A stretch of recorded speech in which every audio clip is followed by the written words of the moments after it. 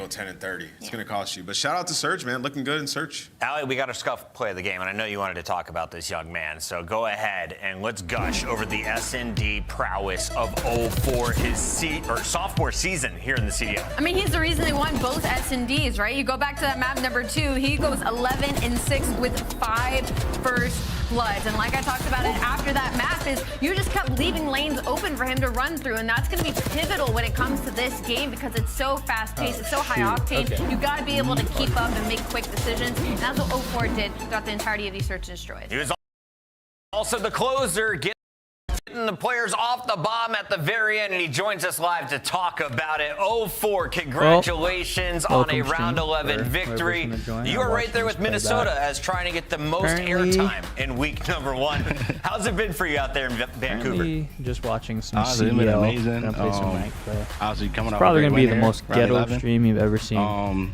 This city's amazing, I'll be honest. I don't really have an agenda. That's awesome. I mean, we always love Vancouver going up towards the side of, you know, it's a little bit chillier up there. I don't know about you. I prefer to be a little bit colder. But speaking of cold, you're pretty icy in these search and destroys. And I have to ask you now, as you're heading into your sophomore year, how do you feel this game compares for you compared to last year? How comfortable are you on Black Ops 6? I am heading definitely way more comfortable than last year. I think it gives me a lot of more opportunity to like finesse my life, especially with the admin movement.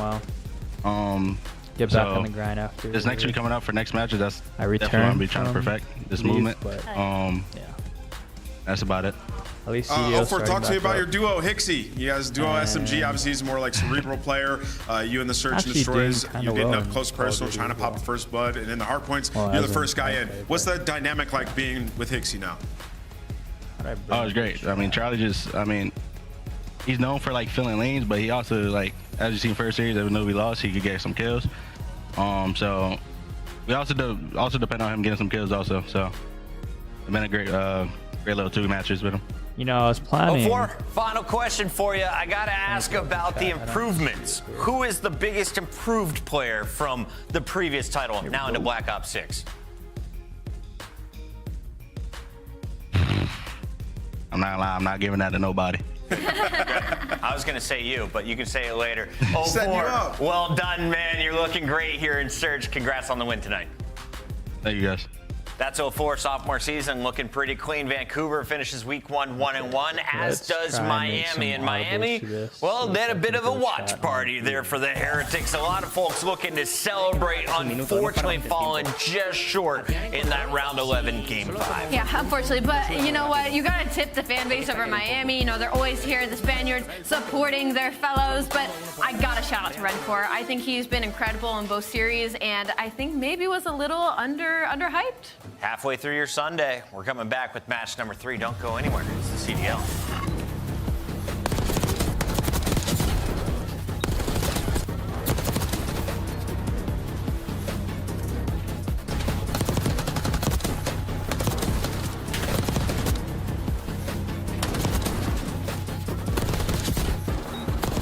Oh, we're gonna leave it at that. And you know what? I'll actually play a game of that. The Esports World Cup is an official.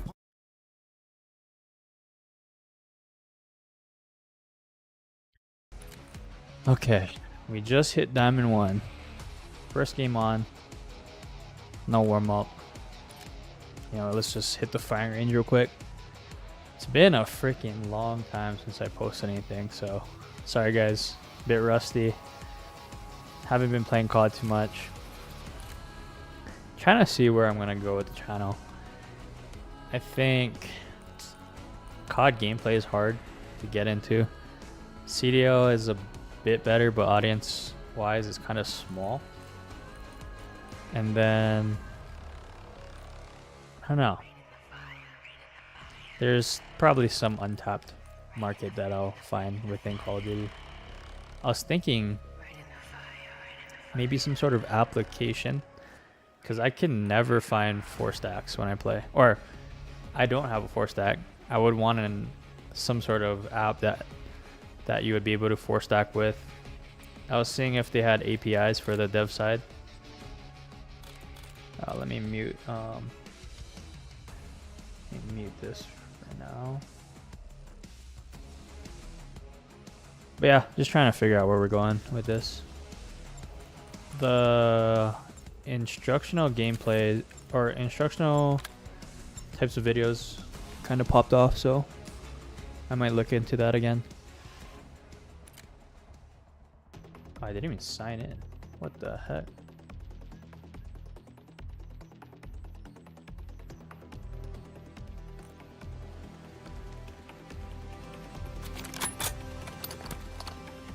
There we go.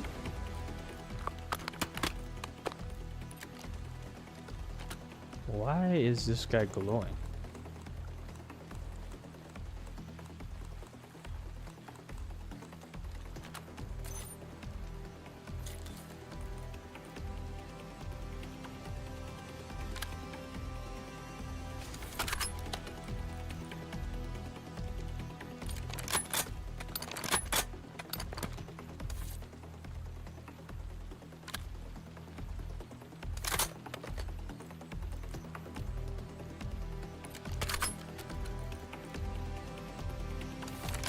Yeah, this is my glitch class.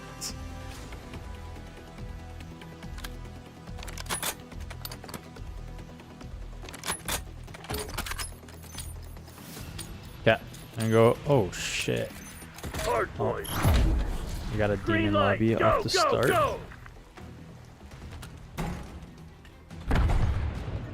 Hostiles have captured the hard point. Hard point is secure. Lead dive.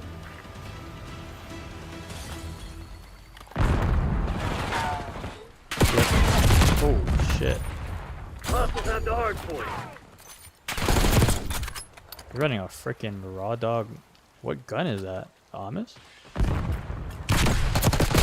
falling behind?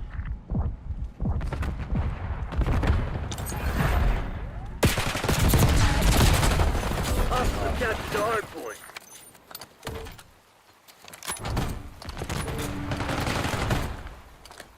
Hard point located.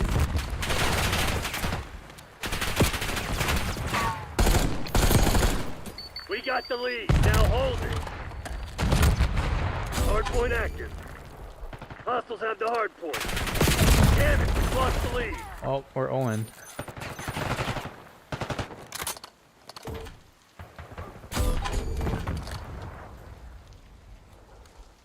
Hard point locked down.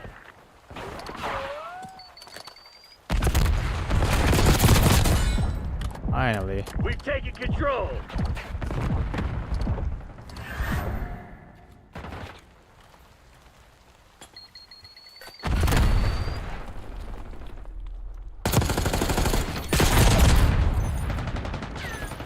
What?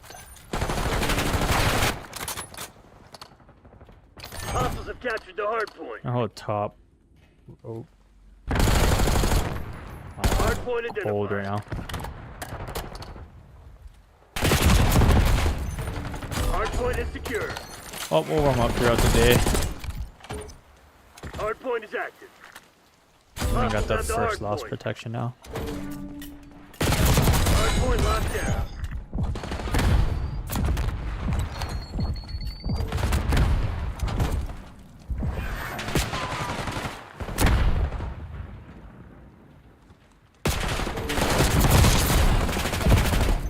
It was a lucky die.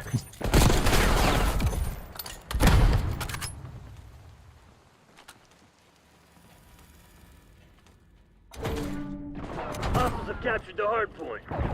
Hard What point am is I secure. doing?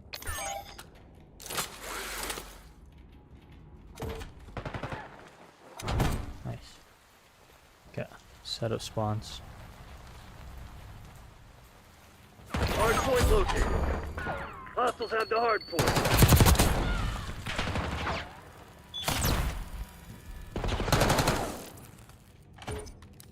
Hard point active. Hard point locked down. Hostiles have captured What? the hard point. Beat me with an AR? Oh, dude. No, he's done. We're gonna be playing 3-4. Oh, that sucks. They said there's supposed to be a fork fit mechanism, but they didn't add it in. Just so stupid.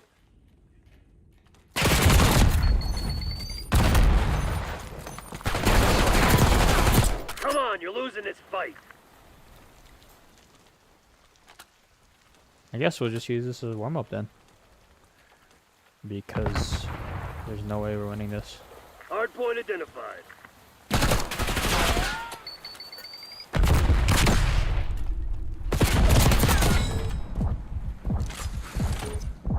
Hardpoint is active.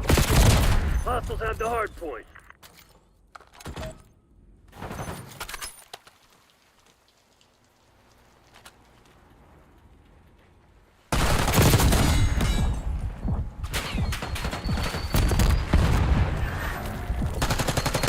Hardpoint is secure. Hostiles have captured the hardpoint. Hope this doesn't ruin my SR protection. It might though.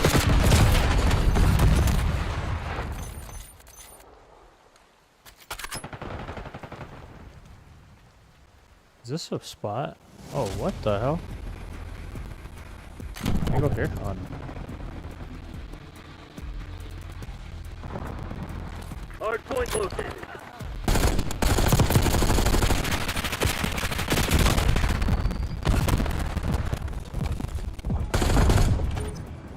Hardpoint active. Hostiles have the hardpoint. Hellstorm incoming. Hardpoint locked down.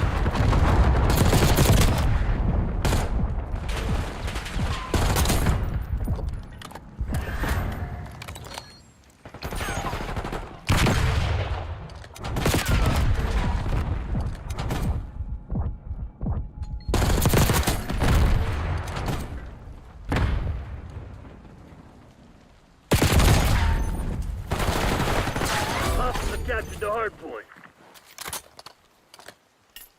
Oh shit. Oh. Hardpoint identified.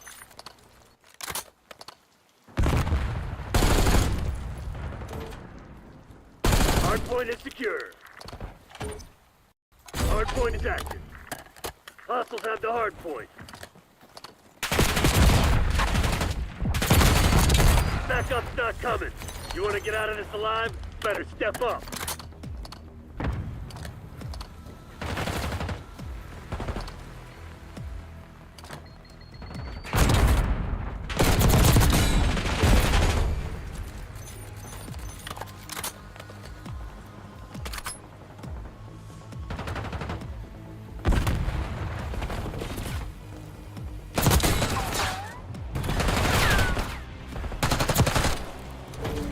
Hardpoint locked down.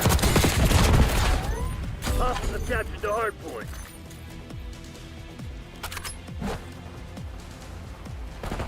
Hardpoint located. Hardpoint is secure.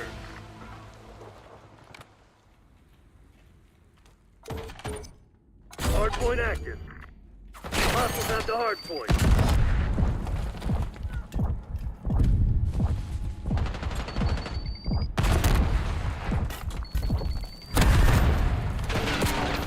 Hardpoint locked in. Oh. Hostiles have captured the hardpoint. Watch out! Enemy Hellstorm launch!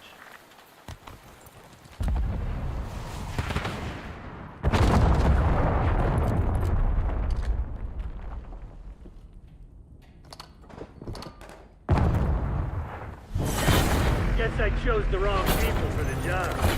My bad.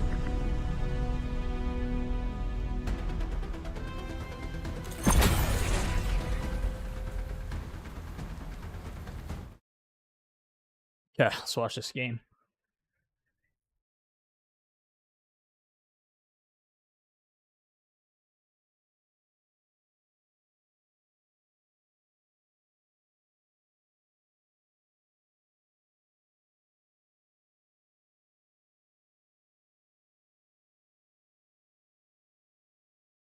You go up against the Thieves in 3 different respawns, and you simply do not have a good time.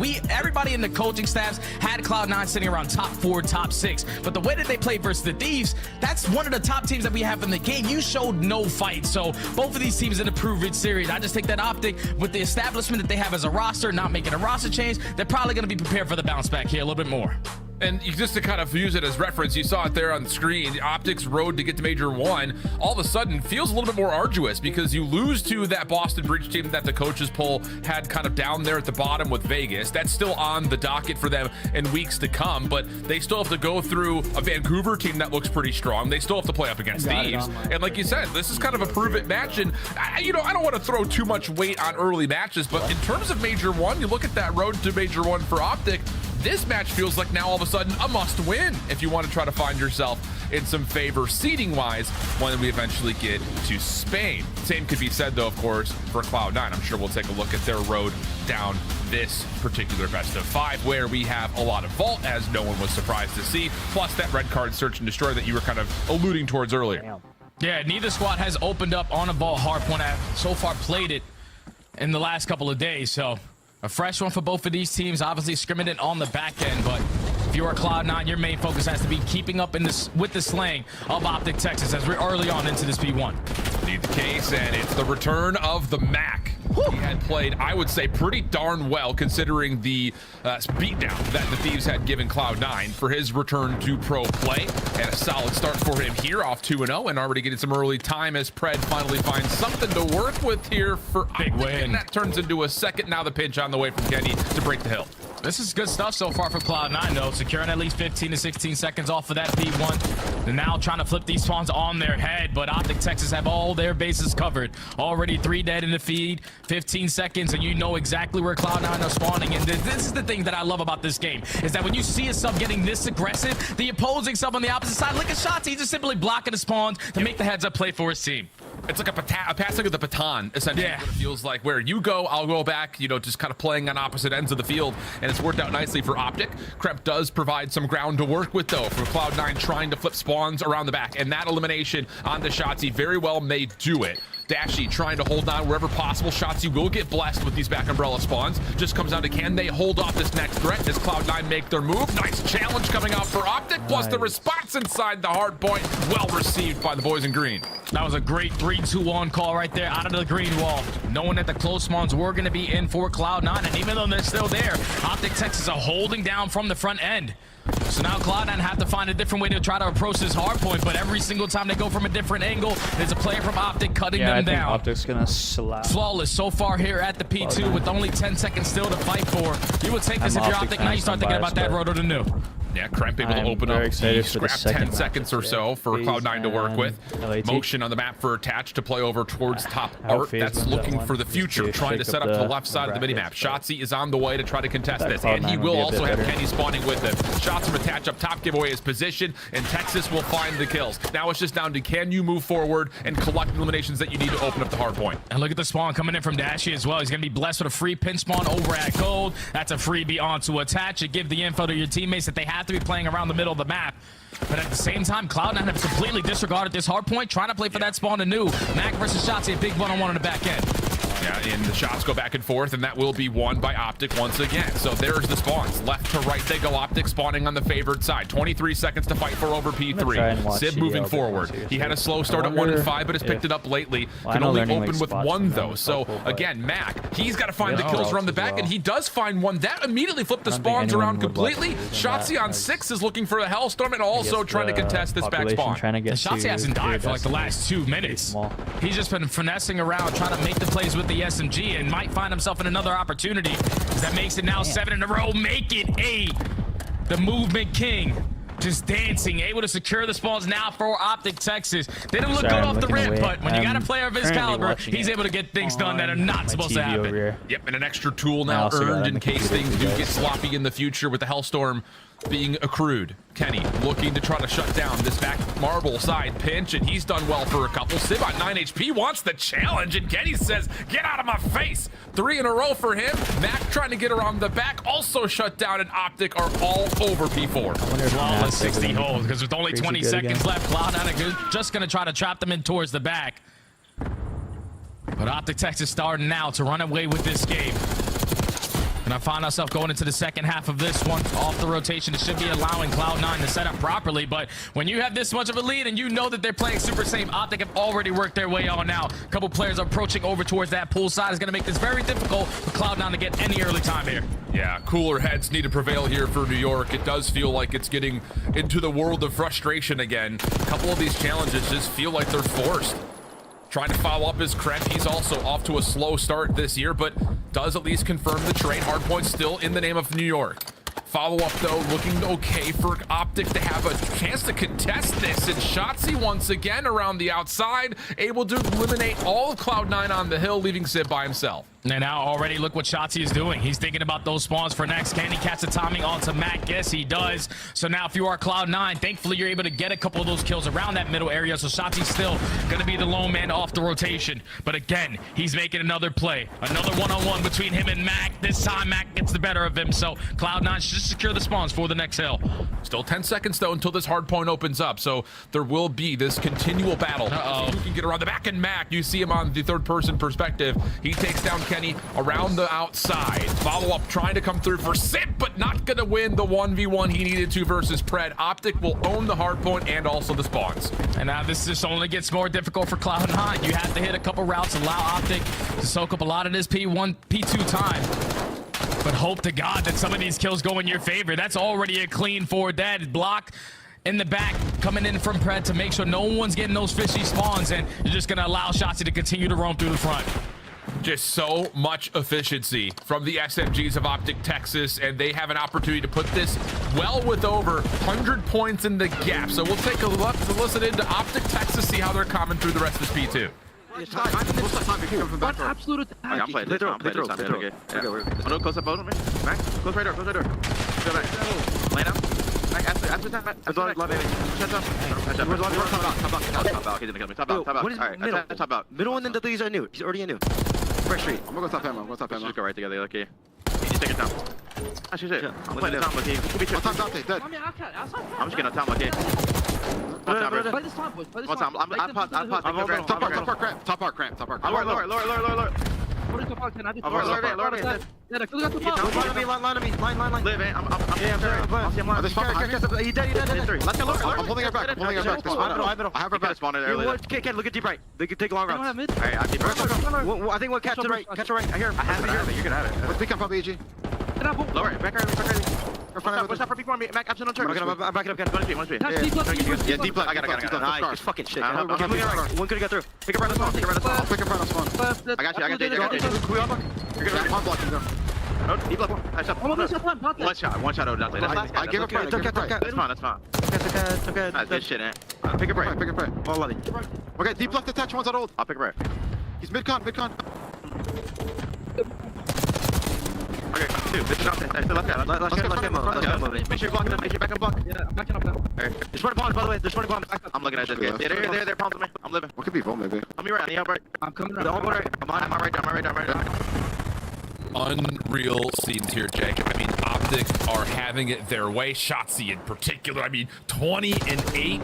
It's just max efficiency, life after life, as he's on another 5 spree with a chance for more in front. Ashley steals that one away. Actually, Matt Optic giving him something to consider, search, but so. Again, the help is there, and it's 31's Optic my all guess. over the scoreboard, over 200 points. Yeah, it's only a matter of time before Optic able to dominate in this map. Number one, only needing 47 seconds left. You still have a couple players contesting towards the back end. Pred and Kenny combined for 2. The rest of Cloud9, at least 2 players from Cloud9 spawning all the way across the map. And now you got to take down all 4 players from Optic Texas who are fighting for every single second at the end of this P4. But in the middle of that listening, you could just listen to the communication from Optic. That really was a turning point. They see like, okay, we're up 70 points. These guys got to either push us on the hill so we don't get any more time. But when they do that, it's easy for us to find those kills and then eventually flip those spawns. Yeah. This has been textbook so far from Optic. Well, Cloud9 need to get another 17 points and avoid being one of the only teams in CDL history to be 100-point clubbed in 2 straight matches. Looking good to at least get over the 90-point mark here. Kremp has double. Very well may get them out of threat of the 100-point club, but still, the status of this map has been all green all the way. Yeah, if I'm calling at this point, the comms that I'm giving, just make sure the guns are hot. Obviously, they came out ready to go in this map, number 1. We did not win a single rotation. They could potentially find themselves winning one here over towards P2, but they're still trying to fight for this final 20. And at the same time, you have Optic Texas players like Kenny who are securing those back spawns for new, just trying to call game at the next hard point. And Pred also did see that Krem tried to sneak over towards gold. A little bit of resistance here from Cloud9, looking decent through P1 on the rotation to 2. You see Optic still spawning out as P1 was still active, so they are nowhere near this hard point. Shotzzy also dealt with. So, okay, now here's a chance for New York to try to give us something to at least give them some credit for. Bumping the hard point, good lockdown around the back, every route being covered and every kill going their way. Yeah, trying to show a little fight here. They're starting to get a read on how Optic Texas are playing this hard point, but as I say that, Brent just walks right through the front. He's able to secure 1. Now the teammates are here to assist him. All surrounding around this P2. That's a clean 4 dead. Cloud9 all the way across the map, and Optic Texas can win it here. Yeah, it just looked like one of those moments where, again, if you take a snapshot of the setup for Cloud9, everything looked perfect, but that one player inside the hill just not able to watch the front. And you mentioned it perfectly. Pred just walks on in, finds a couple of kills, flips things around, and now Optic can win the game right here. Pred tagged up just enough to allow assists to be tallied, and the final shots will ring out as Optic dominate map number 1, 250 to 130. It's the second time we've seen them open up a hard point on this season, 250 to 130. They are amazing. When you talk about those opening HPs and when everything is going right, we're talking about the ARs winning their gunfights, the SMG setting pace, and the teamwork obviously there. You heard it from multiple different players in that listening. Okay, Dash, you said I'm hard blocking. Then you had one opportunity where Shotzzy was hard blocking. Everyone has that role, and when you're playing like that, when that teamwork aspect to make the game easier for everyone on the map, that's what the scoreline is going to look at the end. Dominated rotations. When you needed breaks early on, you were able to find it. And Cloud9 just on an uphill battle the entire time on that map. You know how difficult it is, Alan, because I play rank play basically every single day. When you're trying to break into that P4, spawning all the way at gold, and there's a million ARs watching every single cross, you're just simply not going to have a good time. So they did not keep up in the slaying department, but that's due to the fact that the way that Optic was playing. Yeah, it's just, again, the frustration that's already amounted about this series, the start being slow for just about everybody from Cloud9. It's just one of those things. It's just, you need a spark. You need it badly too, because it is one of those things. Like, if you were just to evaluate the opening schedule for Cloud9 this week, it doesn't get any harder. Again, based off the coaches poll, you're dealing with Thieves, you're dealing with Optic. I mean, I don't know what else to say. You throw Atlanta in the mix, and you're dealing with 3 of the hardest teams to play up against in an opening week of your CDL debut as Cloud9. But I think the thing about it here is just the formula is just not coming together. Even in moments when they do have good setups, we're allowing us to be broken by Pred running through the front. Yeah. I mean, it's one of those things you just kind of look and scratch your head and say, well, what's happening? This might not be obviously the best we're early on into the season, so you still have teams trying to figure out what's the best way to play some of these hills, what proper angles you want to try to hold. But it just seems right now that Cloud9 have yet to figure it out in hardpoint. Remember, they are also a brand new roster. I know that Civ and Mac have a lot of chemistry together from teaming previously, but when you add a player like Attached to this lineup, who usually in his recent years has been like that AR to play for his kills, but at the same time you have that in Civ. I think Nameless hit it perfectly in the head. One of those guys has to give up that role. One of those guys has to play for the kills. The other one has to be fundamentally sound. And so far, at least in hardpoint, they haven't figured it out yet. Yeah, very much so the case. A couple of moments individually for a handful of players from Cloud9, but collectively, not many moments to look back on and feel very positive about how things were going. And I think just on the other side of things, like Shotzzy, 20 and 8 at one point in time, running around doing what he wants. When you've got a player who can essentially, quote unquote, go rogue and find that much value and efficiency, it's just, there's not an answer for it. And you can see even Attach just kind of shaking that one off as we approach into the deeper depths of this best of 5 with the red card search and destroy coming up next. Alan, Shotzzy went from P2 around 30 seconds left, right? Finds like a 2 or a 3 piece. Then he hits the rotation over towards P3. He stays alive that entire time around the middle of the map, finds a couple kills in towards Art. And now at this point, he's alive for like 2 minutes. Can you imagine trying to locate where the hell one of these SMG players, specifically like Shotzzy, for 2 minutes long? You're sitting there like, where's Shotzzy? Where's Shotzzy? And unfortunately, you couldn't find him. He just made play after play, and I think that's going to be great for him all season long, especially with this Omni movement, because he's just able to move from one side of the map to the other in basically like 5 seconds. He's the king of movement, and he continues to show it. Yeah, I mean, again, we've seen this from a couple of SMGs so far to this point. We saw it a little bit from 04 last game. We saw it from Real last game. Yep. You know, these SMGs that love to thrive in these 1v multiple situations where they can finesse their lives and become one of the most difficult kills on the map. Big maps this year. I mean, flat out, for all of our respawns, outside of Skyline, every single one of our maps we currently have in the pool is quite large compared to years prior. So it just makes those players extra difficult to kill. I know Breaking Point was going through the openings of this year and saying who was the easiest kill for certain players, who was the hardest kill for certain players. I imagine everyone's hardest kill this year is going to be these rogue SMGs like Shotzzy, like Hydra, like 04, players like that nature. Throw Sip in the mix as well. But we'll talk more about that as we continue on throughout the year, because right now we need to talk about Red Card Search and Destroy, and for Optic fans, we need to see some objective focus come through on their search. Yeah, because when we watched them versus Boston on this map, it was just very difficult for them on the attacking side, because you try to show a little bit of presence over towards B, but all the angles that you have to hold down that site, it's not very easy to do. So early into these attacks, you don't have any trophy systems, you want to try to fight for mid-map, and we are already in a mount. Prep just dives right on in through Ticket, able to find one, but it's immediately traded back. We stay 3v3. Cloud9 going to try to track back over towards A just to look at the route that Shotzzy's taking, shutting down the entire bottom side of the map. He may actually catch Sib, depending on what the timing of this looks like. Mac going to go for the immediate plant, but we've got 3 different floors worth of areas to explore here if you're Shotzzy, and now the time starts to tick against Optic's defense. And I don't know if Sib got a sound cue that potentially someone's coming in the elevator. I guess not, because here comes Shotzzy on the pinch. He gets the info that someone's playing towards top window, and unfortunately, Sib, you just were not ready. As now it falls into Attach's hands in a 1v3. You better have a Kobe of all Kobe's right here. No trophy. Long angle, checked additionally. Shotzzy seen topside head. The hit markers are in. Pred starts to defuse. Has attached right there. Saw he had an angle at it, but Dashy helps give the cover, and there's more than enough time for Pred to finish the defuse. It all starts with that first kill, that first trade fight in towards Ticket. But then when Shotzzy just does things that he does, hitting the super long route, catching the timing off to Sib, and at the same time his teammates catch that player that was sitting over towards stage. You turn it into a 3v1. Attach found himself in the perfect angle to potentially contest it, but too many players alive from Optic Texas as they secure the first. Indeed the case. It's one of those moments where, again, Shotzzy getting deep behind your entire defensive setup and catching you by surprise is likely going to play some mental games on you. There's so many angles you have to be considerate of if you're going to play top third like that from both teams' perspectives. But oh, he headshot me. Man, 2 for Shotzzy, 2 for Dashy.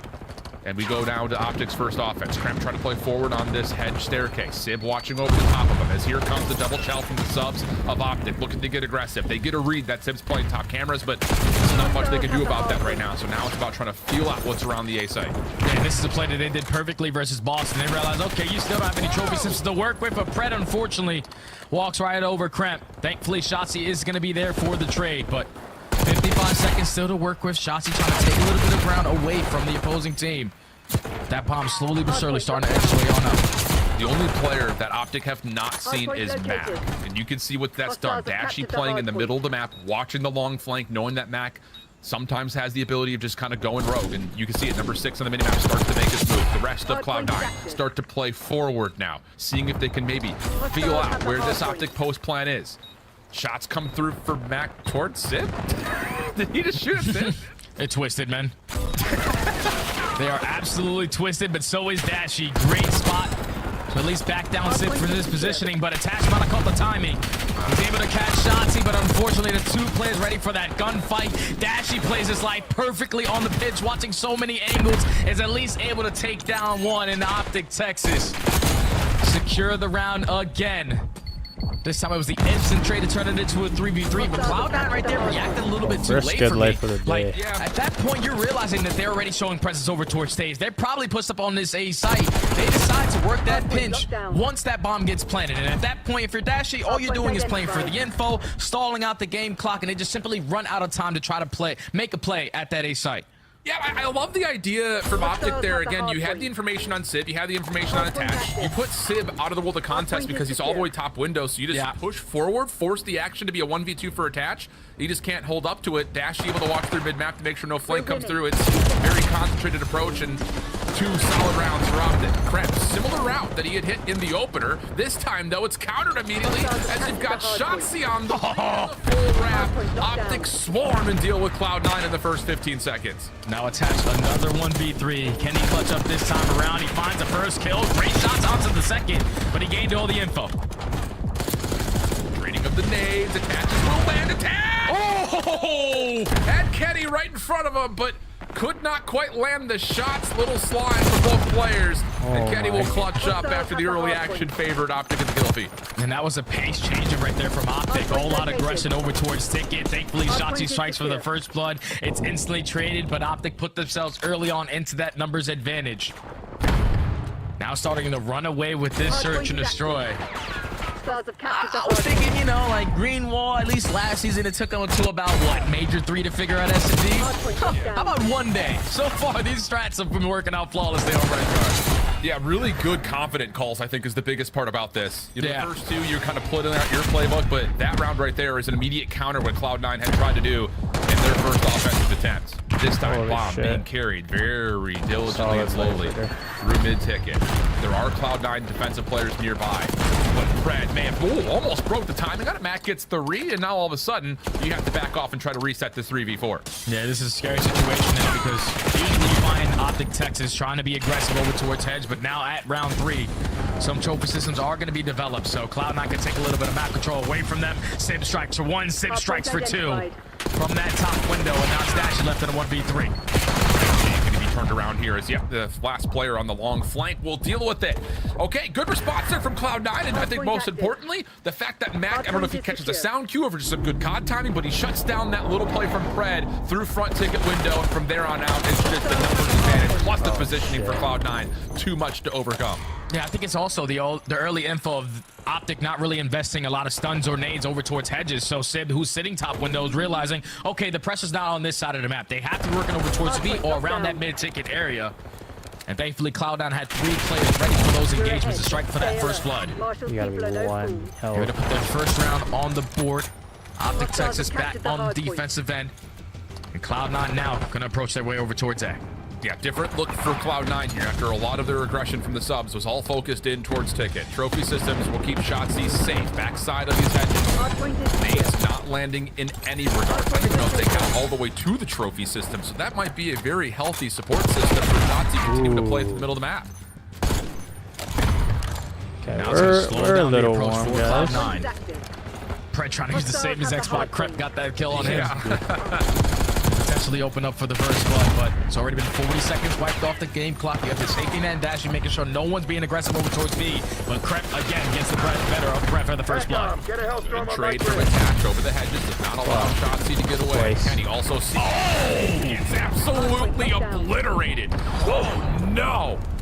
Max still sticking for the plant, though. 2v2, still a post-plant setup here, but Attach has been seen as shots go his direction. Mac tries to escape towards the forklift, nothing there. And now the hunt is on for Dylan Price, and he will be found immediately. Wow, Optic looking clean.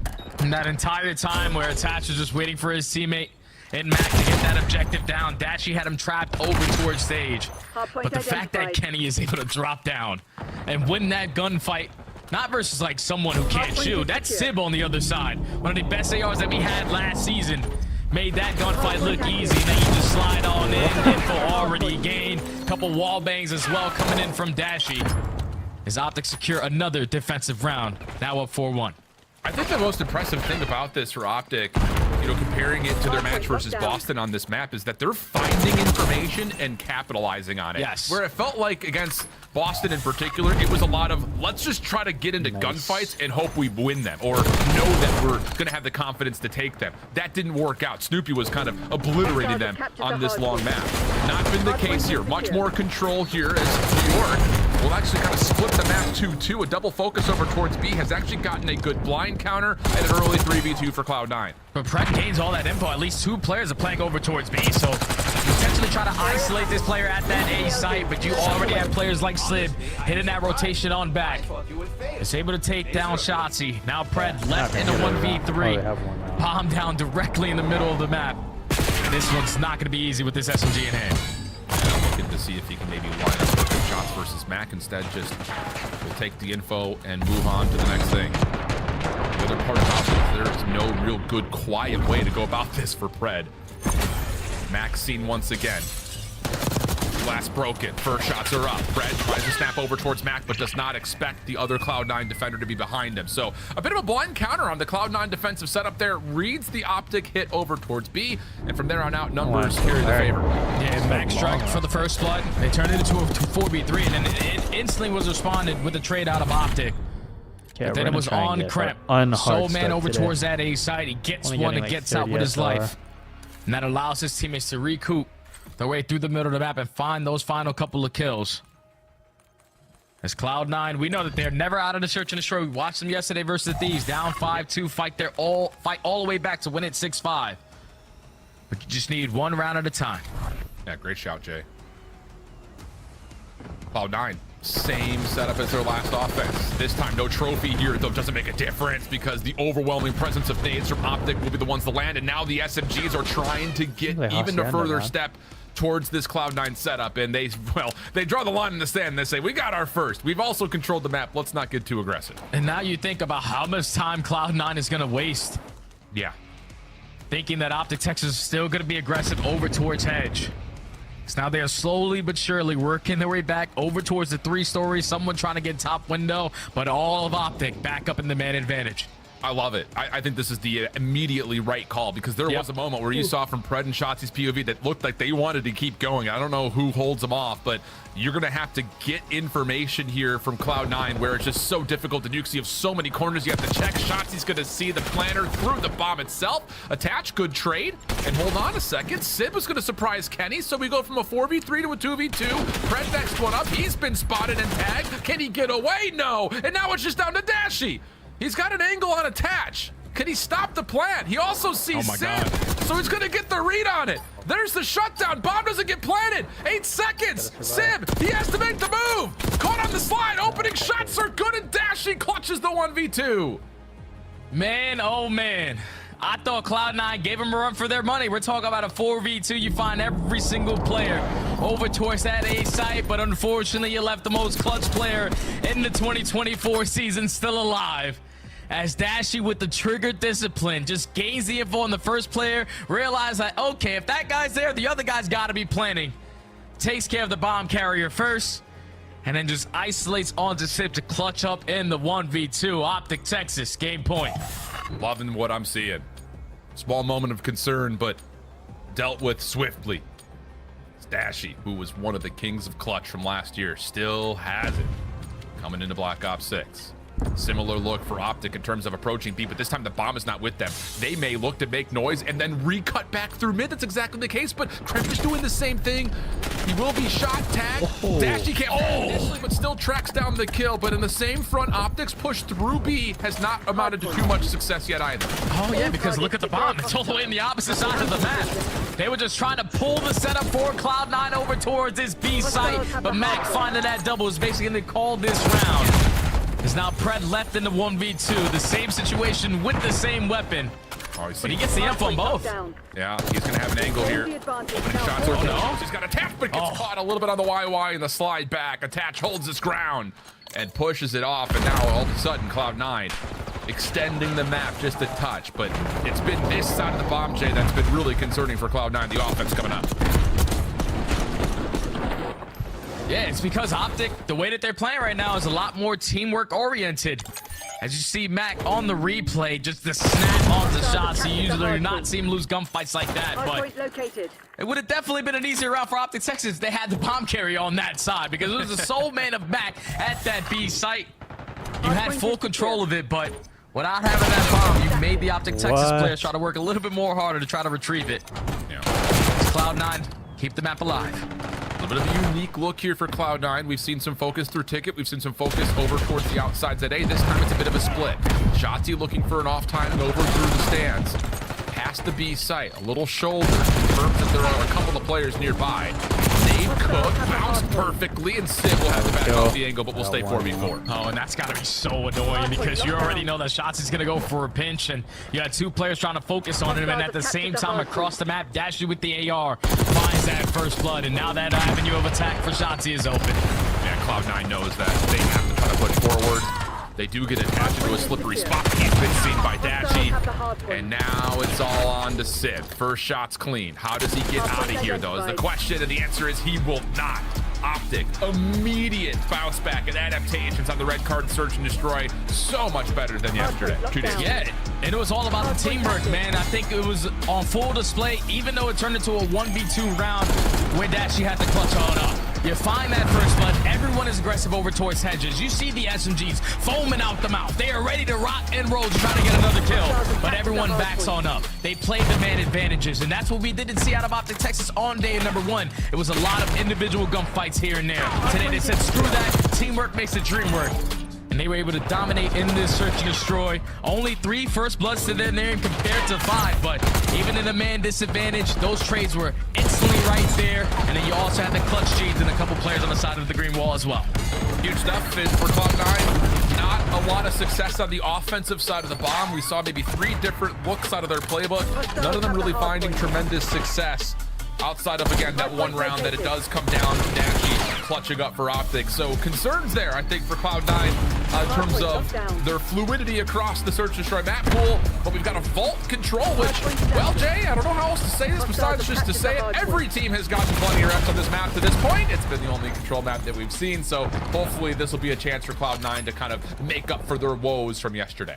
Yeah, I'm with Wheeler. I'm with Wheeler. Like, can we please get a protocol in? Please, like, that's, tell him. Wheeler, tell him something. Give me a protocol control, man. That's what I'm saying, bro. What are we doing? Come on. Unbelievable, dog. Give Wheeler a map. Give Jay a map. I'll take one, too. Protocol all the way. Let's jump into this one and break down what's going wrong for New York. They are behind. We'll just say that, Alley Cat. Starting with the search and destroy, they seem to be outworked by Optic as a whole.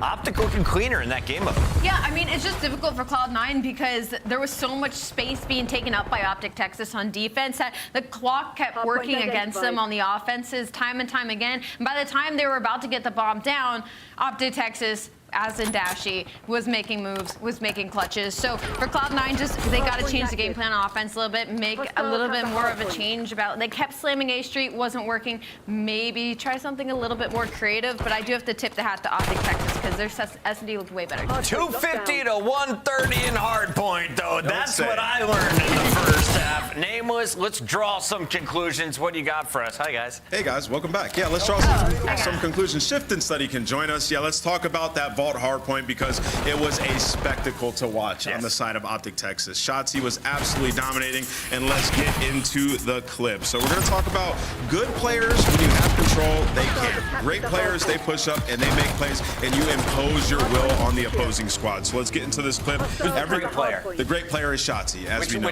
He is number 2. So everybody's Got it. spawning back here, right? We're going to clear the screen there. We're going to talk a little bit about what number 2 does. So he's going to basically be pushing out and making plays because he knows everybody's spawning back here. He's going to be getting kills as they're pushing out, and he has help from his teammate who's watching this direction as well. So as he's finding those kills, he's going to be basically behind them, in front of them, everywhere because he's retreating to help when number 1 needs help, when somebody slips through, and he's pushing up to keep them in the spawn blender as well. So it's going to look like he's wrapping back and forth, going through their lobby, back up through hall. You have to be active if you're an SMG player. You can't just camp. Otherwise, players will get through behind enemy lines and make plays. So let's watch what Shotzzy does here. It's pretty wild. Hardpoint is secure.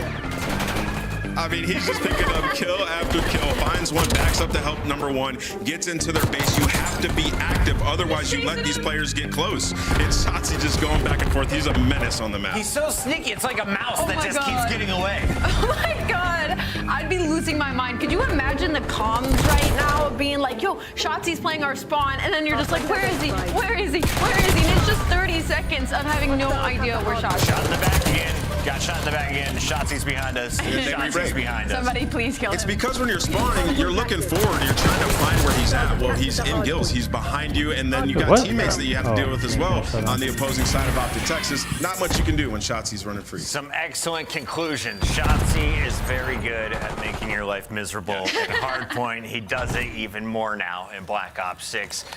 Things are not easy on New York, and they're not making it easier on themselves, I'm told by production. We have some clips of what's going on. What's going wrong? Oh no.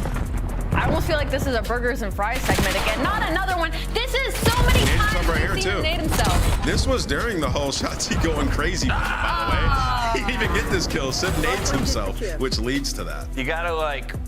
That's my fantasy with the AR, wrist, by the way. You know? Don't let it roll back on you, Sim. He should put a Semtex on. Honestly, Yeah. switch it up. All right, we're done. Do you guys want to talk about game 3? Because it's ready. Go ahead. I think Jane said he wanted to talk about it. Yeah. No, it's Vault, once again. They're right where we I'm want mad at you them. about that. Jay and Study. Jay and Study. I like that, Al. Thank you, Big Al. I just realized, by the way, I'm beating both of you in fantasy football tonight. I'm so sorry. Now listen, Selim hasn't played yet, all right? I was gonna say, I'm pretty sure I still have 3 players left to play. Yeah, So whatever. We'll see how that goes. Yeah, I'm optic. I got a bench player. Cloud9 New York, I'll tell you that. These clowns. Get them off the screen. Let's focus in, friends. Yeah. Jay, just say things. Tell me what's going on right now. Because, I mean, here's the thing. Again, this is a tough opening schedule for anybody. Yeah. This Cloud9 team, though, right now, it doesn't really feel like there's an identity built, really, with anyone. I mean, I think you can look at it, and by the numbers, especially going into the control, Mac has been one of their best respawn players to this point, and he took a year off. So, it's, so they just gotta find something. Again, we need that spark if you're Cloud9 to get something brewing, because it's a tough opening schedule, and nothing's really gone right for him yet. Yeah, it's very tough because you're talking about going up against the world champs in your second series, and in your first series, you probably go up against the best team currently in the game. So that's 1 and 2.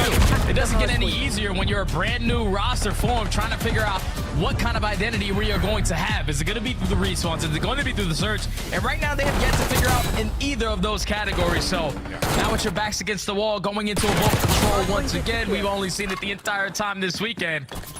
You need to try to figure it out, at least in the slaying department, because that's always going to help you. If you can get a couple kills, you should be able to get on this point. Absolutely the case, and well, it's going to be a full flood from top catwalk. That's good for Sim to find first blood. Optic trying to receive this hit onto A, largely through B Street.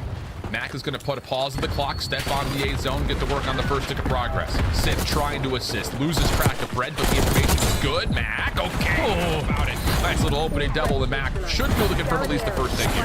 Yeah, but now they're trying to locate where Shotzi. We haven't seen him so far in the beginning of this map. He's going to get one and get out with his life. As that second segment is still getting worked on, but you can already see what Prep is trying to do over towards R. You're focusing in this position to try to draw a couple plays from Optic Texas on this side of the map, and when you jump out the window and give that free kill to Dashy, all progression gets shut down. As that second segment, working on the third, is about to potentially come in. No, get shut down. Krem able to at least keep the offensive spawn safe. Attach make a mess of the Optic spawn. Ooh, good read from Dashy, but Attach survives with 9 HP. Just trying to create some separation. The rest of Cloud9 working off spawn, trying to get this third tick of progression done. And still no one's seen Shotzi. And that has to be the concern. You can see Crep is like, he could be anywhere. It's just timing. And well, there he is. Found him. And then he's gone. He's out like a blink of an eye. We play until We're trying CDL to completely disregard Attach in towards top R. They're trying to retake over through the middle of the map, but that decision gets made for them. You have to approach over towards B because you have all of Cloud9 working their way up through B Street. But Shotzi finds a double that now allows the teammates to come off the respawn, throw a couple attacks to get him off of that B point. That's 3 seconds third for Cloud9. Yeah, and the refocus coming off spawn is straight over towards A to get this third tick done. Kenny's double limits this approach pretty decently. Pred follows up, and that's going to be a full wipe off the Cloud9 offense. 25 seconds to play. 15 plays 15, and Cloud9 have to be thinking, we got to get to A, give ourselves an extra 60, and maybe it's not enough. Yeah, that was a big first kill on the Shotzi, and even bigger kill right there out of Cramp. That now leads to 3, making all 4 dead. So Cloud9 should not have an issue extending this game clock by an extra minute. And they are also currently up by 3 lives. With a lot of map control to go their way. So this is a big moment in this game. Who can come out on top in the trades? Just came back. B9, Shotzi around the back, make sure that the clock keeps ticking. That could be the biggest ally here for the Green Wall. Under 60 seconds to play. Shotzi seems to have an idea that maybe Attach had gotten through, but instead finds Mac. Pred, I'm sure, gave the comms of, I got Attached, don't worry about him. And it's 3 for nothing on the exchange. Kremp trying to get through, but not going to be allowed to, as Optic have brought this back to within a 1 life gap. Yeah, that lives remaining diminishes instantly out of the teamwork of Optic Texas. Now with 35 seconds, all of Cloud9 coming off the respawn. You are forced to hit this overextension. You do not want to work your way up through that B Street. And that's only going to allow the game clock to continue to wind down. Mac trying to get around the back, not going to be allowed to. 6v5. Cloud9 still holding a bit of an edge, but again, the clock, it keeps on ticking. Under 18 seconds. Dashie over through B Street, only finds one. Double from Civ, allows Kremp a chance to get on, and he turns that into a kill on top of that. 2v4 situation, still on 18 seconds. Second tick of progress is on the way. Kremp follows up with an elimination, and now it's just down to Shotzzy, who will fall. Hard to say if that second tick got locked or not. It was close. Okay, and I'll take your word on that one, as Cloud9 will take the offense, though. Yeah, 20/20 vision right there, Alan. I saw a little slither of gray at the ending of that second segment, so Cloud9 walk away with the attack, and that's great to start off the map like this, because obviously I think early into controls, what we've seen it all weekend long, is that attacks have a lot more success when trophy systems are not in their back pocket. Yeah, it's kind of weird, because you're thinking, okay, over towards B, all these nades, as soon as we jump on the point, are going to get invested, but when you have the map control to go with it, you don't even have to worry about the frags coming over the top. As Cloud9 took advantage of the situations Optic were going to give them. I thought once Optic had a clean forward edge, Shotzzy should have just stayed alive in towards gold, but he goes out for the chow, and at that time, 3 players dropped for Optic Texas. That allowed Cloud9 to secure the first round. The trophies have been earned now. Optic going to use one to keep them safe on this initial surge in towards the A zone, and Shotzzy will just push through, delete the trophy of Cloud9, and once again, just get out of there.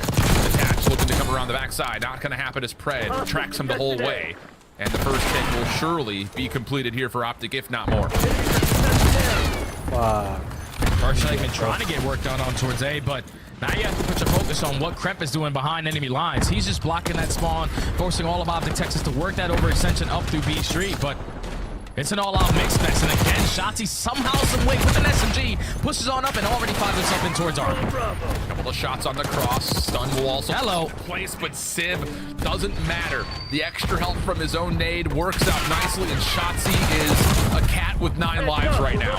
Mac on the hunt. Seen over through the rafters. No idea where he's gone to.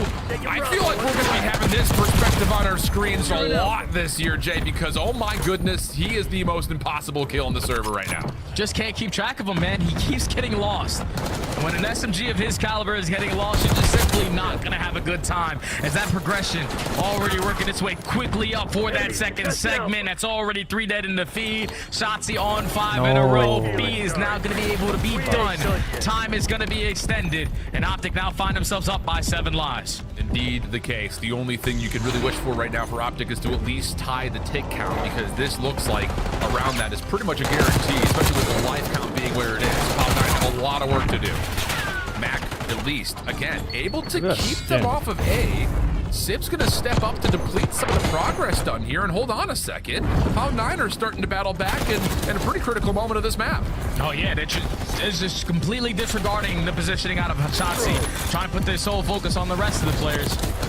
But Shotzzy eventually realized, okay, I got to go back and help my team. Now he finds that kill, 15-8, make it 15-7 in lives remaining. Potential double stack going to be in towards A, as that first segment is getting worked on. 14 plays 7. Cloud9 working on the recovery of the A zone. Good opener from Sid, traded by Shotzzy. No one can track him down, so once again, the focus for Cloud9 will largely be over the top of this A zone. Shotzzy makes his presence known, jumping on the zone. A little bit of assistance with him as Kenny was stacked with him. That'll be enough for the first tick of progress, and the eliminations behind that make this a 12v3. And now it's just down to, will Cloud9 try to bum rush this and see if they can maybe just get one more heroic effort, but not going to happen. 11v1. That'll be the final shots, but it doesn't come until after the second tick of the clock. Yeah, and if you're Cloud9, you just cannot allow Shotzzy to do those kind of things versus you. Because when you're coming off the respawn, okay, it's cool, everybody's disregarding him, but eventually he's going to put himself back into the play. He just caused so much problem in the beginning of that round, allowed his team to go up by, what, 7 to 8 lives by just roaming around Art? And that just made it easier for them, because once you capture the more difficult point in B, you just need 1 set of kills to work your way in towards A. They did not earn that final segment. They're only going to get 5 done, but that's Optic Texas is absolutely dominating on that attacking rounds. Cloud9, again, just like in that first respawn, lose track of Shotzzy. He's going to have a KD that is going to frighten people by the end of this series. He might be in the history books. World Guinness record. Like, I'm telling you, that guy's putting on a clinic all year. 21-8 through 2 rounds to this point. Mac not going to be able to do much besides just get the first. Ramp back over towards the B zone. Looking for another win. from Krep. Big moment for him, looking to get deeper in towards gold and art, but not going to happen. Kenny will respond with a double of his own, and there will be no further progress for Cloud9 on this B zone. Yeah, that push gets shut down. Krep with a magnificent 2-piece, with Kenny responding with 2 of his own. It's not going to force Cloud9 to hit that reset button on their playbook. Try to work over towards that B street, and now when you're trying to wrap back over towards pool, you got Pred sitting nice and comfy in there. He's able to catch a double. It's only 45 seconds to work with. Not a single segment earned to their name, but 3 kills go in their favor. Now you can stop that time at A. Yeah, Matt trying to pull off his best shot. He's rushing to get lost through the map. Good for 3. Has an idea that shots is playing bottom side vault and says no need to chase him. He's already gone. Dashy, after the stun comes out, slides over, finds the trade back. Again, no more progress being made, and further than that, Optic will get over towards the Cloud9 spawns. Good shutdown from Sid, but still more damage to be dealt here. It's only 25 seconds to fight for Cloud9's offense. All right, Cloud9 do find a couple kills, though. The bad thing is, though, that they're still on their side of the spawn. So Optic Texas are going to have a little bit of time to work their way back over towards that middle map. Dashy strikes her first. He's going to put himself in a position over towards double doors, making sure no one's going over towards A, and now the pounce is here at the same point. Zip, nice moment here from him, trying to get back towards an even stat line. 13.7 is where the clock will stop.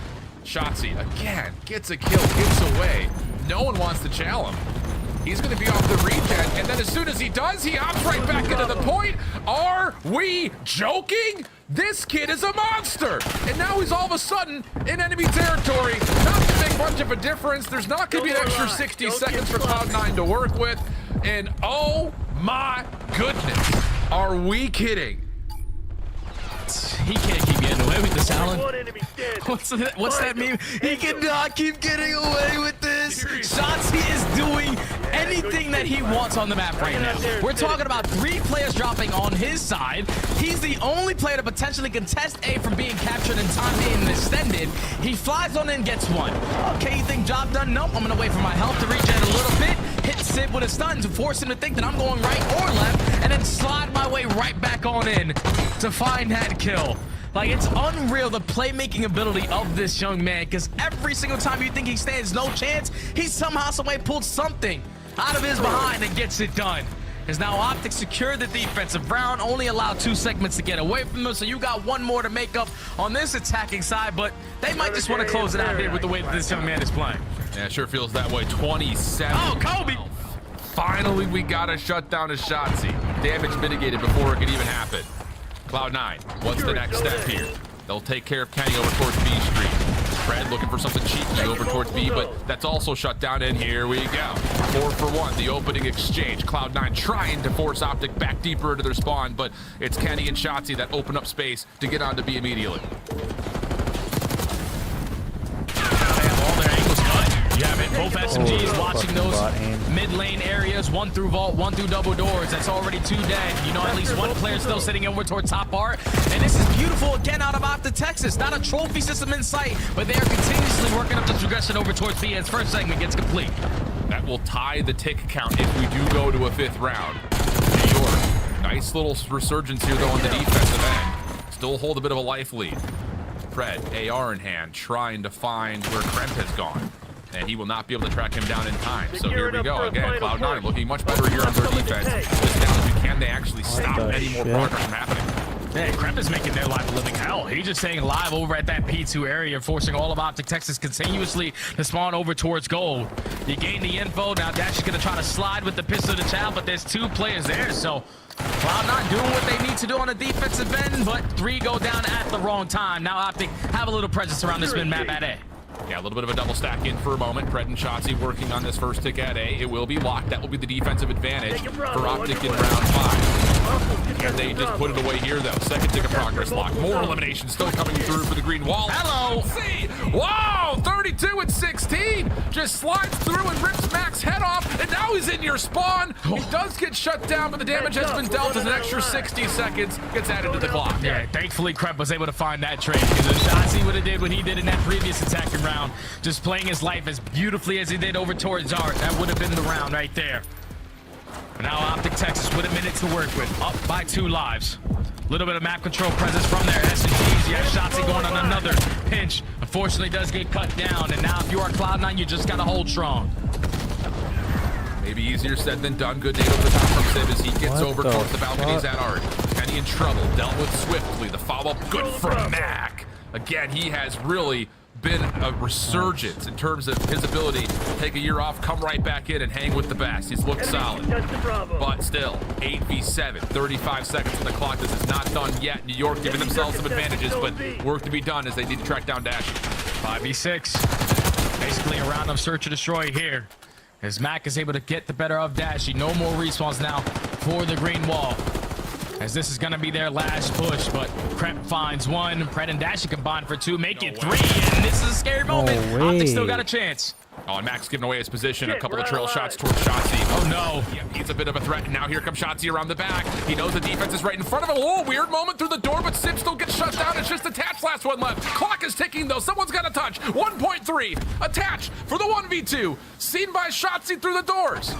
Has time to try to make his way back over to the zone, but Shotzi goes unnoticed, and Optic will find the final kill and take the series. So what are you going to do about it? Man, oh, man. Even when you think Optic Texas with 15 seconds left, they go 3 dead. They somehow, some way work their way out of the spawn. They're able to put the kills back into their advantage. I would have loved to just see Cloud9 just take a chill pill there. There's no reason why we have positionings around that minimap area, positionings around gold, and we are challenging those gunfights with not that many to play with. You allowed Optic Texas to clutch up in those one-on-ones. No more respawns on your side, and then when you have the players coming off the respawn, you have to already worry about Shotzi in your base. That's just not the way you want to close out that map if you're Cloud9. We probably definitely should have went to round number 5. But they're world champions for a reason. Even when you think they have no chance, they're still going to be able to pull it out. Shotzi was the MVP of that map, but Pred with that third AR also goes 36 and 20.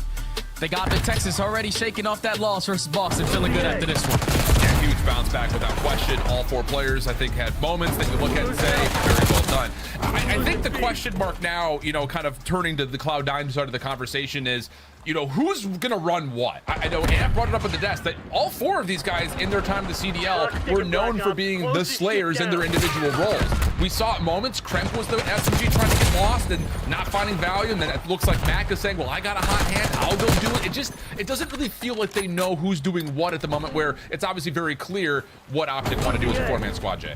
Yeah, and that's issues with them being a brand new roster, man. Until they figure that out, until they figure out their identity, they're going to have a really tough time versus these top teams. But that's enough from us on this fine Sunday morning. Let's bring the desk back in for our final game of the day. Thank you very much. Cloud9 New York not finding any footing in this one. Shotzi making sure of it as he constantly poked him in the sides. Yeah, that round 2 kind of solidified this game for me because Shotzi was just literally making them miserable. He goes in their spawn, goes on a 5, allows his team to cat B first and foremost, and Attach, he's the lone man out, trying to defend A long enough for recovery, but unfortunately there was just not enough lives left. I mean, you got Pred and Shotzi combining for 64 and 44. There's not much you can do. Yeah, I mean, this is a hoop mixtape. I mean, you got Dashy and Gills here, Shotzi in the back of the spawn, like pushing things all the way out. Really, the only guy who showed any semblance of like grit in this map was Mac. He was the only one that could return anything. Everybody else just seemingly like giving up, and then you see the very end of that. This is an ultimate collapse when we get to it. I feel like somebody at Cloud9 Optic parlay and money line at some point, like just throwing away their lives. They are not on the same page, and Optic Texas, a world champion squad that has that resilience. They know they need to get a win. They're gonna put you in the blender when you make mistakes. So yeah, Optic Texas gonna do. It's just unfortunate because you saw there Mac found the final 3. That should have been a Cloud9 win to force the round number 5, but then it's 3v3. An unfortunate gunfight, get lost up top mid, trying to take on somebody with pool. I think it might have been Mac. I think he just had the wrong gun for the fight. He ends up dying, putting his teammate in an unfortunate situation, and Optic Texas just coming out with the slaying. All right, Cloud9 is going to hit the books over the weekend, try and come back stronger behind the coach accuracy. Meanwhile, Optic is going to be celebrating tonight as they get out of here a little bit early. Our next one, I don't think will be a 3-0 between Atlanta and LA Thieves. But first, Let's revisit the scope, play of the game from this one. We found it in the first map, right? When you go 26 and 11, 23 not traded, we just make a montage. I think that's what we ever do with Shotzzy, is make a montage. We did a montage for drawing conclusions. We're doing it for the play of the game. All the highlights are probably just Shotzzy. I mean, he is annoying. We thought he was annoying in past years, but it just feels like it just keeps getting worse. Again, once he is lost in comms, he is one of the most frustrating players to try and get the kill on. So far, who do you guys think has been the best performance, like individually? Shotzzy or Hydra? Hydra. He sells the kill record. So statistically, you have to say Hydra. I think it's close, man. Shotzzy, even in both series, has been unbelievable. Right? So we'll get another look at Hydra tonight, but yeah. Call a burger a burger. Cloud9 this week were a burger. My man Hydra was in some serious fights. Let's take a look here at the numbers. 71 and 38 in the 3-0, 2.36 in hardpoint. He's a monster, and he joins us live. Welcome to the show live here on the Call of Duty League. How you doing, Shotzzy? Very good. How are you guys? So good, man. The voice from Welcome up to above. the show, right? It's like the man I'm behind the getting curtain. better. Now we got you front and center. Shotzzy, sorry to cut you off there. Quick question. Very good. What happened against Boston? What happened against Boston is lack of good practice is honestly the best way to put it. I feel like our practice the last couple weeks haven't really been, you know, to our standards, so definitely need to lock in for sure. You know what? Forget all that. I got the question we all want to know. Who wins in a 1v1? You or Hydra? I mean, I have to say myself because if I'm saying someone else, say it confidently at least. well, of course me. But he definitely is one of the players that obviously I have a ton of respect for him. The way he plays is like somewhat similar, so yeah, nothing but good things to say to him. Looking forward to that matchup. And I want to ask you, first off, wow, you've been unbelievable these first two series, just absolutely dominating. But you said lack of practice is why you guys lost that. I think you're talking more so about the search and destroy, because in respawn, you look ridiculous. Like, you guys are aware of every single spawn, and you kind of have just like autonomous control to be able to push out as far as you want and make plays. How are you finding Black Ops 6 and how Hardpoint plays? It's amazing. The spawns are actually really fun. Well, the game is fun because Omni movement, and then the spawns obviously are pretty good to read. So, so yeah, that's that. And then for S&D, I will agree. Well, holy shit, we don't know what to do in mid-round situations. That's one thing that we struggled last year, and this year we're obviously trying to, you know, make sure like we're actually calling out mid situations. So. Definitely something to work for going forward for sure. Shotzzy, final question for you. Can you act out the coolest kill you've had so far in Black Ops 6? Act out? Yeah, show me with your hands. What did you do? I can't show you the hands, but I can show you the Omni movement. There we go, there we go. All right, let's check it out, let's check it out. The chair's gonna... Yep. Okay. Oh! Hit him with the side stream. Is he gonna come back? Yeah, hard left. That is Shotzzy. An Omni movement. A man with the running gun. Thank you very much. All right, we're going to let him go party with the crew. Ridiculousness, as always, here on the CDL. They're cutting me off on the desk. When we come back, more video games. Atlanta plays LA Thieves. It's a battle of two brutes.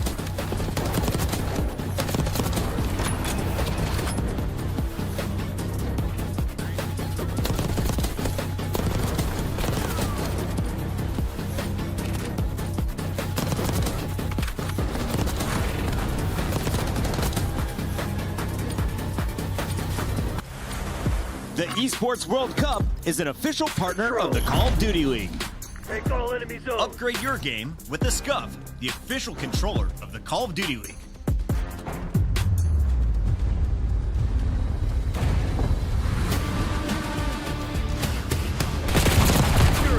Holy shit.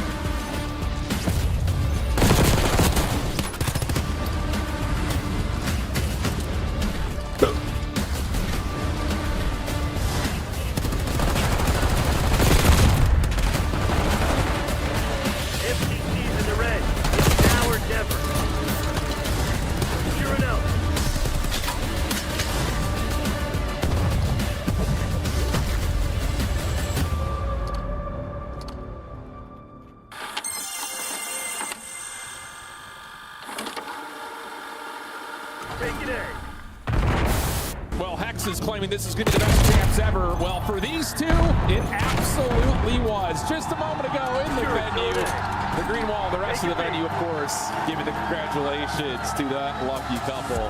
Heck of a way to close the love, I'll say.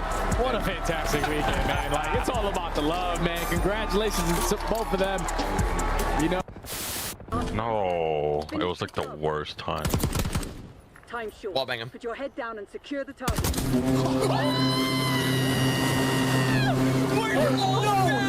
We're so back, baby! No way! We're so back!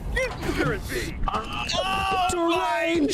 the CDL, baby! Deranged 100 gifted subs! I am Trying to find what he can.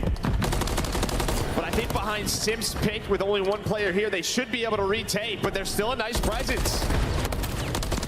Uh-oh. Here we go. Strap it off. Both able to get kills. Uh-oh is right. You're on it. It's flowing. Second tick is done. Third tick is looming. Are they able to clear it? They're not able to do it. Ultra strike, and it just takes one moment, and there you go. Unbelievable. No pressure there at all until around 5. How many times have we seen that? You're on 4 straight if you are on point, and now you're up against if you are phased. You've got a hold for 2 minutes. You're already in a 6-life hole. You're getting picked apart. Things are falling apart. Ultra, another gear. That's going to be a streak down for Envoy.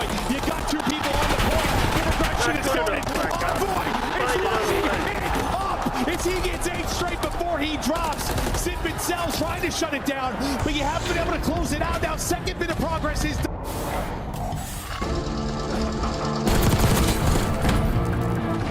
Wow. Who really stopping me? I did not come for apologies. I am not here for the politics. Your confidence started with common sense. They gonna proper acknowledge me. I got the team to conglomerate. You bitch, I'm also not stopping it. I am no one, they not stopping him. No. It's a different situation. Black kids when I fall up in the latest 101, so they never can replace them. This is not the attic, now we live in spaces. Tell me that I can't, I'm bound to go too crazy. Tell me that I can't, I'm bound to go too crazy. Laser focus and the diamonds all canary. I try to tell them, but they didn't get the message. Yeah, honestly, we just weren't in flow, and they were just shooting, honestly. They deserved the map, obviously. They were just shooting. Like, we just had to hit a quick reset. We're switching S&D, and if you want to be the best team in the world, then you have to be able to take a loss like that and turn it around. That was back at EWC when Atlanta FaZe bounced back after a map loss, went on to win the big tournament during the summer in Riyadh. We now take a look at Atlanta after the most recent loss on opening night against Toronto. They got to regain. Draza, Celium, Simp, and Abizi back in action. Who underperformed on day 1? Who are you looking to have a bigger day 2? On the side of FaZe, I would say Celium. Even the map that they got closed out on, like he was 19 and 27, just not what you expect numbers-wise from them. Obviously a product of them losing some huge rotations. Got to get better at the Bedroom Hill. Got to be better on P2. And then, like, this is a team that you expect to ramp up throughout the season, but in that first match versus Toronto, a brand new squad, you expect them to at least look a little better, go to a game 5. So for Atlanta FaZe, they need redemption. And we know one player in particular is going to be trying extra hard. That is Draza, of course, on the side for Atlanta FaZe. On the other side of this fight, though, is his former team, LA Thieves, a squad that he won a ring with. Let's take a look at the current lineup, though, representing Nadeshot's crew. I mean, from what we've seen from LA Thieves so far is that their hardpoint is extremely dangerous, easily the best in the league that we've seen thus far, and that's going to spell a problem for Atlanta FaZe because they split their HPs versus Toronto, and it wasn't even close when it came to that skyline. They got outslayed, and everybody on Toronto had over a minute plus. So for LA Thieves, they're feeling very comfortable in this matchup and very confident in this matchup, not only from that stance, but also because Scrap's always been on the winning end. Yeah, and we talk about that beef. I mean, Scrap has the edge. The series count is 10-3 all time. So Draza, well, he's chirped a lot. Hasn't beat Scrap too many times, so big match for him. Scrap's got different bodyguards this time, and they might be even stronger. Let's take a look at the maps and modes, though, because you got Simp and Abizi and Celium. AK3 Greats probably going to end up in a Call of Duty Hall of Fame one day. Vault, Vault, Vault, Skyline, and Rewind for Search, and then Hardpoint. How do we see it playing out? This seems like a pretty good map if I'm an SMG. Well, so this will be the first time we're seeing both these teams play Vault Hardpoint, so I think that map one's going to be really pivotal when it comes to this series. But I know Simp and Abizi were having a little bit of a slow start in their first series. We're on the flip side, the SMGs for LA Thieves were absolutely frying, so it really just depends which comes out hot. It's time for our Scuff Pick'ems. The Oracle Nameless is still in first place, but I'm going to go first. I'm going with Atlanta FaZe. Surprise pick over here. Everyone's saying LA Thieves is the best. I think FaZe, though, has more to prove tonight. Ooh, two red teams up against each other. I think I'm gonna go with LA Thieves. I think they're the best team in the game right now. Going with the Thieves, okay. Nameless? We're defending Alpha. I'm gonna go with the Thieves as well. I think they get this one done, man. They look terrifying, especially in HP. How did I go against Hydra and Scrap? Yeah. You'll all learn, fans. You'll all learn. Miles Chance, get me out of here. We got you, Chris. Get him out of here. Wipe it away. Chris has already made his mistakes for the day. He picked the Heretics too. Oh, tough day for Mr. Bucket. Someone, though, in this lobby is going to have a real tough day after what we saw Hydra do yesterday. Chance, where are we going with this? And we talked about this briefly. I think it is the general consensus amongst most people is that, yeah, super teams are real. They're not figments of your imaginations. No matter what you tell your therapists, they're coming to get you. Look, this is, no one cares about the CDL points for these two spots. We know they're going to champs. We know they're in contention to win the tournaments. We know they're going to be in contention to win the whole thing at the end of the year. This, to me, is just a battle of confidence, right? You have Scrap and Hydra, two of the best slayers in the game, playing with a world champ, playing with Ghosty, also very hot gunny. These guys are on cloud 9. They're probably bouncing through scrims. Every time I see Scrap and Hydra in a player cam, they're just torching and talking smack to everyone. In Atlanta FaZe, there was a time where they had that sort of aura where they looked untouchable. LA Thieves are on the path to attaining that. Somebody's got to stop them before it gets out of control. These guys aren't on Cloud9. Cloud9 are on Twitter. In we go to map number 1. And this should be an absolute blunt, boys and girls. The opening kills are very much going the way of your boys' FaZe, as is the time over to Envoy. As of course the LA Thieves, white arrows on the mini map. This is the first time I'm suffering succotash. It's the Thieves Hill. And make no mistake, if Envoy is shooting, like, it genuinely might be hopeless for everybody else. Even yesterday, he was just racking up clip after clip on Rewind, and I mean, this is the man that's supposed to be the route taker, and he's just starting off 5-0, leading the squad. But does get chopped down. Atlanta FaZe get back into time, and they will take the lead with plenty of pressure on these spawns. Draja, not quick enough over towards P2. Difficult one. P2 though, that fun little jacuzzi here, and it's a nice trade there. Brilliant work out of both teams to get there quick and fast. Cell not hot enough on the gun as Envoy. Dylan Hannon absolutely piecing 7-1. Yeah, Hydra is baiting for Envoy for absolutely good reason. He's a force to be reckoned with, but now it's Ghost's responsibility. Watch the back, and he does not last long. Selling him as a pixel, but that is all he needed. Yeah, that was a fantastic kill. Aim to the front. It is a long-range gunfight, but these are submachine gun players. 3 defeat at the FaZe. That's the hard point. And look at that lead change any moment now. Ghosty's going to be up close. Real tight spawns here for the Thieves boys. They're going to make their way through the back line. There we go. Envoy bangs the door wide open. Over to Draz. Trying to enjoy himself a nice time in the hot tub alone. And here comes the Thieves. Break on through. Find a couple of kills. And Envoy again. It's the bang out battle, man. 10 kills and 2 hills. He might try to break Hydra's record. Why not give him Cellium too? Cellium made some monster plays to go and break that hill, but they just get broken down in the end. But if we're thinking long term, Atlanta FaZe we know is also one of the smartest teams in the game. Draza and Abizi already responsible for the left side of the minimap, so the spawns will be good. Gotta get the hill time though, and right now that's Ghosty's home. Yeah, can't get all the kills. Ghosty, nice work there. He's got the hard point time as well. LA Thieves pushing it forward a little bit. Trophy's now in place as well. Happy place to be if you are a Thieves fan. The red arrows on the minimap now, making their way through the front side. A bit of a pinch. This could work out for them. Nah, not a hope in the world. Ghosty and Scrap, they put Draz to bed. Full in full of holes. And now a bit of a pinch for the middle. It's going to be a Abizi making his way through P1, but that's going to be an awkward fight to deal with Hydra now here. And Hydra in your gills. Okay, Abizi, good job. That's going to be the FaZe back at the point. Also twisted, but keep in mind what we were saying Atlanta FaZe is the smart team for playing rotations. LA Thieves is smarter because they can just bully their way to get it. Who has to rotate when you can slay like this in Envoy? 12 kills already. That is 3 men in the feed. Atlanta FaZe Everybody right now is coming off spawn, and Ghosty is going to be calling them all out. The human UAV. Oh, look at that spawn for Draza, by the way. Just an absolute gift behind P4. Yeah, we'll see if we can do anything with it, though, because Envoy is on the move. They haven't read it yet. I've got no idea. And now they're going to find the hardpoint type. Dra's waiting for reinforcements. Another classic look on Vault. Hidely. Wait a minute. What is this? Is Envoy once again gifted another brilliant kill? He can do no wrong here on Vault.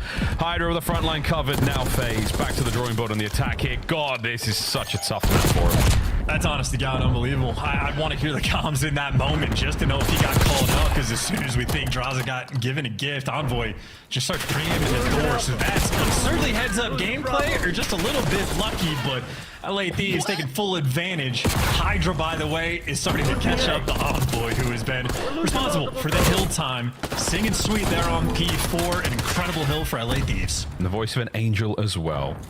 Still finding that time. This FaZe certainly not out of this yet, but I mean, they're getting beat up pretty hard. Everyone across the board there in the red. And the wrong kind of red for FaZe. Back to P1 we now go. Anybody there to get the hardpoint time as Hydra once again roaming the map, finding kills all over the bloody places at 13 and 10. A lot of production there. Ghosty gets his, all down. FaZe dead, out. Trophies in place. Hydra on the front line. Oh, it's all looking good for the Thieves. I mean, GG go next. How many times have we seen Atlanta FaZe all 4 players negative? I mean, Simp is double negative. I just like, it is an atypical performance in Selly and the walking 1.4. If he's negative, that's a horrific sign. Oh, it's not good. Oh, damn, Daniel. Nice shots at Ghosty. Dude, I mean, if the pressure, and now Hydra's coming in for the immediate pickup. I mean, this is what you really want out of the LA Thieves. This is one happy nade shot right now. He's smiling ear to ear as his boys take a victory lap over Atlanta FaZe right now. They can't fight back. I mean, like, Atlanta FaZe are trying to do all the right things, and just every single time someone on the Thieves is there to steal something, this is painful to watch. While we compose ourselves, let's go for an LA Thieves listen in and hear how it sounds to be up this hard. Army, watch out, Army. Pulse right, in the pool. One lobby. Pull that door, outer. Last guy. Outer 3. Nice. Hey, already cat. Sim cat, that's the first one, boys. You have a trophy. Jump out. I need to cat academy. No, same spot. Outer, yeah, double that. Take our timer. Fell outer in the one. I'm already there. I spawned out, one shot. Yo, give me two in the hill. Outer. I'm cat. One's outer still. Our T1, or like, our back. Push it through the back. Watch out, step on hill. One on the hill. Weak. Back door. There's 2 on top. One's outer. They're both there. One shot. Sell there. Rip them. They're spawning in the back. 2 outer. All back door. All 4 back doors. Never mind. I just killed this first army. First guy's easy. I'm already going towards new. ABT's the first one. Be here. Abe's mid army. You can push out ammo. Ammo cell dead. One more. Bobby. Watch me mid. You need to take ammo in mid. Outer ammo in mid. Mid in front ammo. Last one. On the pillar. Yep. I have it. Alright, on the pillar. One time. Mid doors. Pushing mid. Going mid. I'm gonna go mid with you, Paco. Bella's mid. Make sound you. One shot close. I'm gonna streak for it. Mid doors. Yeah, spawn out. I spawned out. Just let's try. They spawned next to you. Mid door draws. Mid door on me. I'll kill me. We gotta block. Make sure I block. We're mid. It's Sim going close. You. He's going line. Lion puts at you. Let's at you, Cell, and you went back to mid. It's Simp. I don't know what he's doing. Nice. They're all white now. All shooting white. Nice. White in mid. The top white. Run to mid. The top white, and they spawned front white. One shot next. Watch out front white. I needed him. Nice. Go. Fine. We're missing one. Cell missing one. It's gonna be the white on top. Yeah, we should have run it down towards yellow. Hey, behind me. Wait, they spawn out. That's him. Everyone's spawn out. I'm getting right. No, get top. Heard your cop. Go white. Listen, I can square. I have your left cross. Whoever's white. Hold on. Yo, one cross left cell, not too white yet. Too white, one more. In white, one you. Last one. You're out. Back. Watch out line. Line. Line dead. Last guy front. Look for 8 white, right? No, 8 white. He's in white. Go to the back. Spawning mid. Nothing you. Spawning mid. This guy's a fucking bum. These guys are awful, bro. Nothing you. Wait. I can look around. To the back. And your reigning MVP of the 2023 season is double negative. Hydra talking crazy, Scrap talking crazy. Thieves are out for blood, man. Yeah, they're getting it. They're getting blood. It is nearly over, folks. Don't worry. Put FaZe out of their misery. Wow. What a map 1. Player cam I'm saying Alrighty. We're contesting Bravo. Oh yeah, GG go next. Yeah. Just go next. We'll go next. Just go to S&D. Just go next. We're good. Like Atlanta FaZe in the 100-point club, not remotely close. We're in the listening, and I mean, quite a few gems in there. Ghosty calling out all four backdoor as they line up. He shreds two, and he just goes, never mind, it's cool. I got it. Don't worry about it. Scrap almost like desperately calling for them to block spawns, which they don't. Completely drop the ball on that, and it doesn't matter because the roaming Slayers dominated everybody. I mean, they just made Atlanta FaZe look clueless. And that's the truth. I mean, Envoy starts off 12-5. He finishes only 19 because the rest of the team was like, hey, man, you get the hill time. We're tired of you having fun. Hydra, again, the one chirping at Simp, saying that was my MVP. Well, he's making that statement early this year. And, by the way, Team A versus Team B, this was Atlanta FaZe's map pick. Yeah, that's a screenshot there, folks. That was one hell of a vault. Highlights of the LA Thieves montage. I don't think there was a whole lot happening there for FaZe. Ghosty's lineups, sprees from Envoy, Hydra doing what he does. Just outstanding work. Really, really good looking hardpoint, man. Just no other way to put it otherwise. That was hot. I mean, that might go on the HUD. That was some good stuff. That really was a very, very impressive showing from a team that, as you know, faces fair share of criticism. You know, this whole idea of the super team. I mean, we're just getting more and more empirical evidence here, kids. These kids are gross. What circle of hell is Nadeshot gonna end up in for selling his soul to get this roster? He might have got one of those circles. That might have been part of the deal. It's just like it's just all his, baby. And he joins all the other teams who 100 Thieves bring down this year potentially, but this is a lot of gaps. We are going very hard here, but with damn good reason. The listening was the perfect example of how strong this team is right now. Ghosty is one of the most efficient communicators we have in the league right now. His game sense is fantastic. He's giving you every single piece of information you need to set yourself up for success. The rest three, they're just flying around finding kills all over the place. That really was the perfect situation to be in. As a high-skilled player like Hydra, you're being told where to go, you're being fed information. Scrap's doing the same thing. Ghosty, massive difference maker in that listening. Huge difference maker in the kills department as well. These boys, they earn the gas too, because if I'm looking at it from like Atlanta FaZe's perspective, I don't even know if they necessarily like played bad.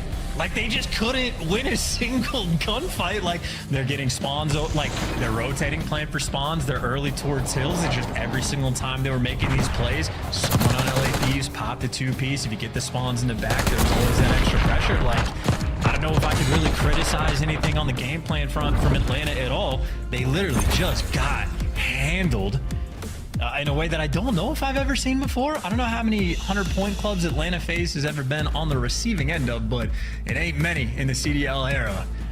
That's it for the good old Vault hardpoint, I suppose. Now we go to S&D, where if we want to talk about Atlanta FaZe, some of the best S&D players of all time have been assembled on this roster. We know it is a phenomenal game mode for them. A BZ, First Blood Reaper. I mean, everybody knows. There is no shortage of understanding of how good these guys are. But again, that's why I'm looking at this series as like, it's just a battle for confidence. Because when these guys match up on LAN, it helps so much to be 10-3 versus a guy sitting on the other side of the stage. It helps so much to say, oh, that was your hardpoint map pick, 100-point club, you can't touch us. It's when you're going to LAN environments, if these guys are meeting up in whatever type of finals, the champs finals, winners finals, losers finals, whatever, you want that extra edge. This is the series to claim it. Yeah, a nice start, a really nice clean start with a heavy, heavy stamp. The wax wasn't even melted.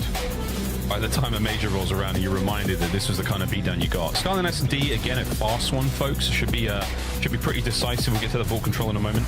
Rewind hardpoint if we have to. But the way things are going in the respawns, this is a must-win for FaZe. That's just a bang out on the A site. You don't have to necessarily plant right away, but Simp straight away. Going to be going for it. Hydra full sends into the squad, and that's got Envoys here for the backup 3v3, and here's the pace you were talking about. Yeah, don't worry about it. Scraps in there. He just goes for it. Sends it. 1, 2, 3. All three of those players, they got a bit of damage, and then they move in for the kill. Scrap trying to hold a BZ down. Here comes a pickup from Envoy in the back. If he can get there in time. There we go. Forward go the Thieves. It is ruthless aggression. I think Scrap has done more damage to LA Thieves players than Atlanta FaZe has in this round. I would absolutely agree with that. And now he's got Draza dead to rights. The last bullet not going to land. And 40 odd seconds here for Draza to move. But it just feels like the Thieves are everywhere. Because they quite literally are. Hydra full sends it in between 3 players, drags so much attention, and Envoy is there for the instant follow-up. Then people are looking at Envoy, and then Scrap is there for the instant follow-up. Every single player on Atlanta FaZe, at best, was fighting 2 players at any given time. Nice routes as well. The Hydra route at the start where he jumps just onto the little exercise bike there in gym. He doesn't give away his position or the fact that he's fallen there, you know, from the guys who are watching from bed and AC, which is quite cool. So little things, all the little difference makers, folks. Round 2. Thieves on attack this time. Let's see if we can get ourselves a FaZe round just to make things spicy. What is Envoy doing behind that couch? He's sitting on the wrong side and getting blooded. There you go. That's exactly that. Answers that question pretty quick. I swear from Scrap that to immediately take care of Sim. That wall not nearly as strong as he thought it was.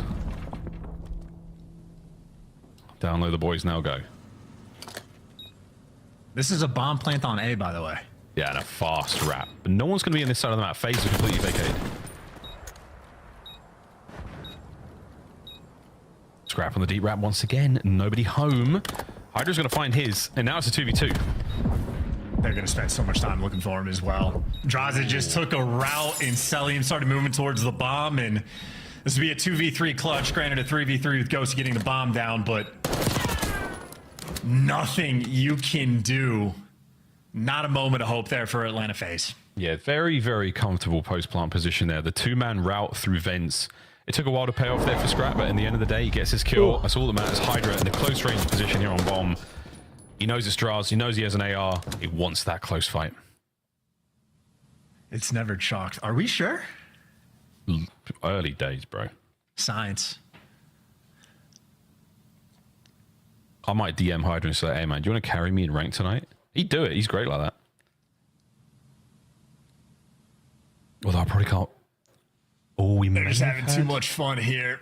I think we might have had a game crash. We absolutely did. Couldn't handle it. Well, either way, 2 starts, 2 fantastic rounds there to start things off for the LA Thieves. As they are indeed happy about that. One of our games. That's been a very, again, like, yeah, confirmed server crash. Okay, we'll get that back up and running ASAP, folks. But yeah, very, very nice start for the LA Thieves as they are feeling, again, very, very slick. Exciting start there to the Search and Destroy. We can talk again about the way that hardpoint went, Chance. I mean, it's one thing. We saw the way Optic were playing it against C9, that sort of shot-seek play where he's constantly running around, being a problem in the back lines. I felt like it was almost the opposite for the Thieves. They were in your face. They came at you directly. There was no opportunity for you to flank or no opportunity for them to even have to flank. They just kept slamming front, and I felt like that was even more difficult to deal with in a way. They are quite literally playing like it's ranked. Like, it's an interesting thing because, again, LA Thieves had like a few little mishaps like in that hard point, but they're just so good individually, like, and as a unit, that they can just make up for it. And I mean, yeah, Atlanta FaZe, they're gonna have to start solving some problems. I would want to be a fly on the wall for all of these teams, like in scrims. Just very curious as to how it goes, because I mean, at least everything I've seen out of the Thieves camps, it has just been endless smiles, endless trash talk. Scrap and Hydra just enjoying their duo ship thus far. It's nonstop. Server crash, don't care, talking about weird stuff, drawing circles with their fingers. I have no idea, but it is a stark contrast to the FaZe lineup. There has not been a single word uttered since the BZ left the cameras there. Again, a loss like that, you want to just forget about it immediately. You want to think straight away about how you're going to approach round 3 here in the Skyline S&D. And again, I just feel like Thieves, man, confidence is key. Confidence is so, so important. And the way they play as well. As soon as someone takes damage, especially in that kitchen fight we saw, someone hits it. Anyone whoever's closest hits it, and then someone's going to get your trade. Because as soon as you win, if you initiate the trade fight, you are going to win the trade fight. As long as you've got that 1-man extra, as long as you get that first kill, you're all good. And the way the Thieves play, again, with that blistering pace, super confident, clear comms, that is a recipe for success in scenarios like that every single time. and just like absolute trust in one another as well. You're a very complete team. Everybody has good comms. I mean, I don't know who has the worst comms on the team, but like it's, you know. And the point is that it doesn't matter who's the worst because it's still going to be amongst the best in the league. Like any type of category that you want to have of who's the worst at X, it's still just going to be like, you know, a team can only be as strong or the weakest link on the chain, whatever the metaphor is. Yeah. Team's obviously going to be good. Oh, yeah, and let's face it, one of the weakest links on the team is obviously incredible. But there we go. Scrap and Draws have got a fantastic history against one another in the CDL. This is their all-time series wins, 10-3. Scrap way ahead in that head-to-head. Plenty of time for Draza to catch up, but after this one, it might be looking like 11-3 because, wow, again, Thieves have come out very, very strong. FaZe, a team you can certainly never count out, but at some point, there will be a straw that breaks one of those camel's backs. FaZe, let's see what they're made of here as they get back into the search and destroy. Fist bumps rock in there. Here we go. Thieves up 2-0 at the server down. Let's see how FaZe can survive this Skyline search and destrizzle. I did say that. I mean, it happens. Nothing wrong with that. Got an LA squad in the mix, throw a little lingo, I suppose. But just to touch on the confidence thing again, and how LA Thieves have been playing this game as if they were playing ranked play, it is a different experience when you're playing against a team with zero fear. Like, there's just an extra level of pressure on the map that's just like atypical to the experience that you have, and these guys are just playing at a certain speed that like you can't replicate it. Like, the only team you're gonna get this to practice against is them. And ain't nothing like a match with BZ at his absolute best. First Blood Reaper, but Envoy gives you 2 to even up the odds, but all of a sudden, Scrap versus the world rounds over. Welcome to Skyline. I'll just do 2 dudes. And Scrap? What's he saying? Oh, it's nice. You're an absolute beast. Nice pistol shots, dude. You got me. Okay, that was gross. Exactly what you wanted to see, though, when it comes to that kind of like trade battle. Who has the initial aggression? Who initiates the fight? That's the way things are going to BO6, especially at this level. If you initiate, if you have that advantage, you take it every single time. You just take it. You don't be back. You don't show any kind of fear. No hesitation. Scrap's having an episode there. What, what's going on? Yeah, it's going to be all year, man. It's a Scrap, yep, for sure, boys and girls. Here we go. Hydra or okay, I was going to say 1-2, but there's no hope of that. Draw, sell, back to back, baby. We're about to tie things up. Well, the Envoy, oof, what a kill that was. Ghosty. Source sells B. The 3, by the way. Oh, sugar. Here comes the boys. Run, Dan, run. Great moves. Envoy might be able to get in a position to help out here, boys. Quickly down into the safe room where you'll be safe. They absolutely got spotted. I feel like at least for the door close. I think if BZ got the intel, so now it's about the reposition. Draza looks like he's just getting flat control. Salim's there with him. There's going to be a retake. Everybody's in the hall. Oh, man. All right, Ghosty's dead. Yeah. Okay. Envoy. Okay. Okay. Okay. FaZe took that last one real personal. That is a ridiculous retake. No, that was great. Poor Ghosty, just the sacrifice at the end there. And I gotta say, I don't know what that, like the Hydra spot off the start looked like from Atlanta's perspective, but like watching Hydra get in it, I was like, that looks like such a smart play. Absolutely slammed. Yeah, Draza has probably seen every possible, variation of this game, the absolute grinder. So nice confidence strats coming out of Atlanta. Back-to-back rounds where they are just running it down, picking a lane, and making sure they are playing together. Let it be easy, lead that charge, and whatever he feels, just be there for the follow-up. Tied up 2-2. Atlanta FaZe on the attack, and mid-map is the call. Where's BZ go? Ooh. And how can we follow? Oh, man, he's real far forward. Doesn't break any glass. He's making it quietly, and he wins the fight. That's huge. Get out, son. Quick regen, buy some time. His teammates are in fights all across the board for the re-engagement there from Hydra. Oh, they don't kill Hydra. Hydra's so sneaky, slippery, so dangerous, and so alive. Holy, got him, son! Wow, you gotta keep your gun up, man. They're just—it's every time you think there's a fight, there is. They are coming. They are endlessly coming. All of the thieves, at all times, they're coming. Admin movement on point as well. I mean, just for Hydra to hit that little slide after the trade, so Draza can't quite finish that kill. In case anyone confused, Jackal OP, ARs are nerfed in this game. It's tough out here in ranked. That's why I'm complaining, but any other gun, Droz finishes that kill, but Hydra, smooth moves.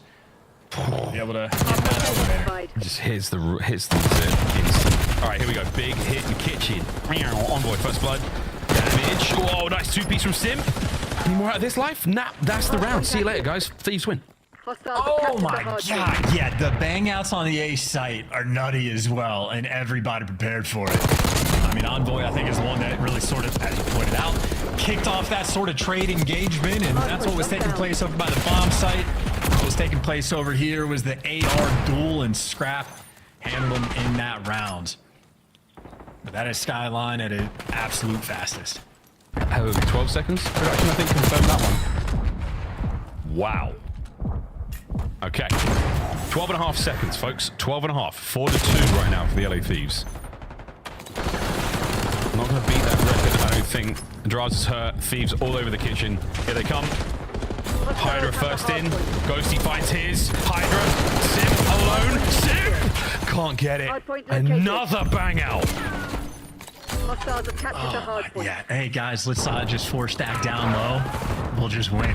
Like, the trade's on point. Sim, absolutely a player that can make a highlight reel play, but Envoy, absolutely a player that is not going to let that one slip through. I mean, that's just devastating. We are playing a nice little game of TDN here on Skyline, and again, two of the best, if not the two best slayers in the game on the same squad.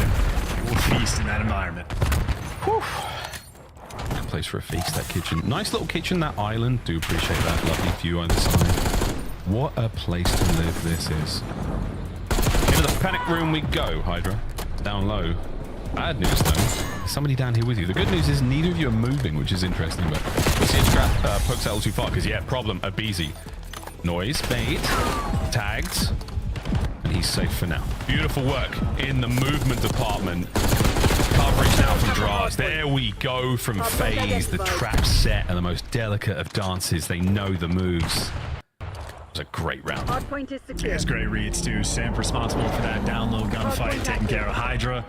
And Abizi doing exactly what Abizi does best. Gets the first blood. Or doesn't get the first blood, but gets the intel and plays with the food. Not too shabby on the movement front either. So Atlanta FaZe, a little bit of fight in the S&D, but still a round away from another L and going down 2-0 in the series. They're going to have to win 3 more in a row. It's like a crazy anime with these two characters like hitting each other with their strongest moves every single time. It's a success. But the other team counters. 5-3. That's the way these rounds are rolling. Uh-oh, that's a double stun. That's a lot of information passed over, and Scrap trying to pick up anything on this side. Cell's first blood helps, though, Chance. Absolutely. I thought Abizi just slid over a player for a second. They're chasing Ghost, making sure you clear out your spawn before you get this bomb down, but they've taken enough space that it's only in the depths as Ghosty. Worried about the right side, and Envoy just made a move on Droz, but Sim quick with the trades. Got a 3v2. An advantage right now. Very, very difficult. This might change things though. Ah, you've been red, Hydra. Now you're dead. Last man up, Ghosty. 1v3. Sheesh, son. That was a lot of damage. FaZe. Pounce. Like a tiger. Skyline is a map that can be impossible to predict. I don't even know how Sai got that first blood, but he got it in the first, maybe 6 seconds of the round, and things collapsed after that, and fantastic coverage by Simp down low. I don't know if he was the one that sort of let Droz die, or if Envoy just found a beautiful moment, but either way, Simp was there for the trades and sent in for the kill. FaZe 2 rounds in a row, and they will need 2 more to tie this series up. If I'm LA Thieves, I might go back to the old group up strat. Ghosty up top, everybody else down low, throw them together. Well, I mean, it might work. This is what a search this is going to be. Standoff, I love it. I mean, Sim's down there in the bottom side of vents. Cell again, another first blood out of nowhere. Scrap's been getting pounded. With that one, and still going to go for the bomb plant in the 3v4. It is a clutchable situation. There are no flanks rolling through. Hardpoint is secure. Envoy going for a cheeky spot, looking for a freebie. So he aims out. Stun helps. They want to capitalize. Oh, nice angle. Beautiful shots from Draz. The retake is certainly on. Hydra and Ghosty from the depths. Oh, they line up. Draz takes a lot of damage. Send in Hydra. Can't get a cleanup kill, and that is a big one from Sim. Yeah, you dirty nerds shooting through stairs. I can't lie. I think that has been there since closed alpha. Is that, you knew about that? Yep, closed alpha. It's a minute. I didn't tell that many people. You could have told me. I'm your co-caster. What a round. That's interesting. Ooh. All right, well, Ghosty showing off the goods. Maybe that's LA Thieves feeling the heat a little bit. This has been a pretty nice comeback Atlanta FaZe has made. Got to be 4 rounds in a row to win. A round 11, 2 top-notch squads. Oh, man. Here we go, folks. What a game of search this is. FaZe won it. Respawns haven't been ideal for them. Thieves keep riding that momentum. Is it going to be a kitchen bang out towards 8? Surely. FaZe spread out across the map. 2-2 for the Thieves. Oh, here comes the car as well. Someone's going to be steering and 2 players down low right now. So this car is not going to find too much information. Synth going for routes. It's Ghosty that they find in spawn, but here's the players that were underground, and here's a Beezy getting the first blood. Gets the first. Oh, crazy trades. 2v2. Bomb recovered as well, though. It's going to be a moment to take a breath. Because Simple's in the RC car continues his spree. We're going to B. And Sim, the only man with the jackal in hand. Hardpoint active. Wants the close range of the B-bomb site. It's an open B-bomb site. Nobody home just yet. Gotta watch out. 5 ways into this location. Plant. 2 ARs of the Thieves. Now on the retake.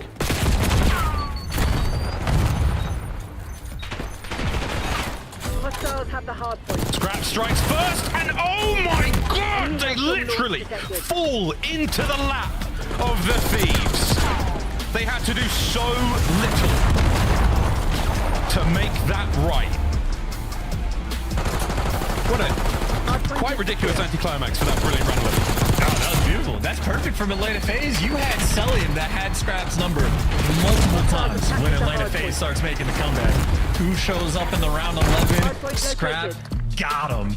And unfortunate on the team kill there from Draza, but you're just trading out the players down low. So Atlanta FaZe did everything right, but Scrap is the one that finds the opener, and that 2 versus 2, and effectively calls game.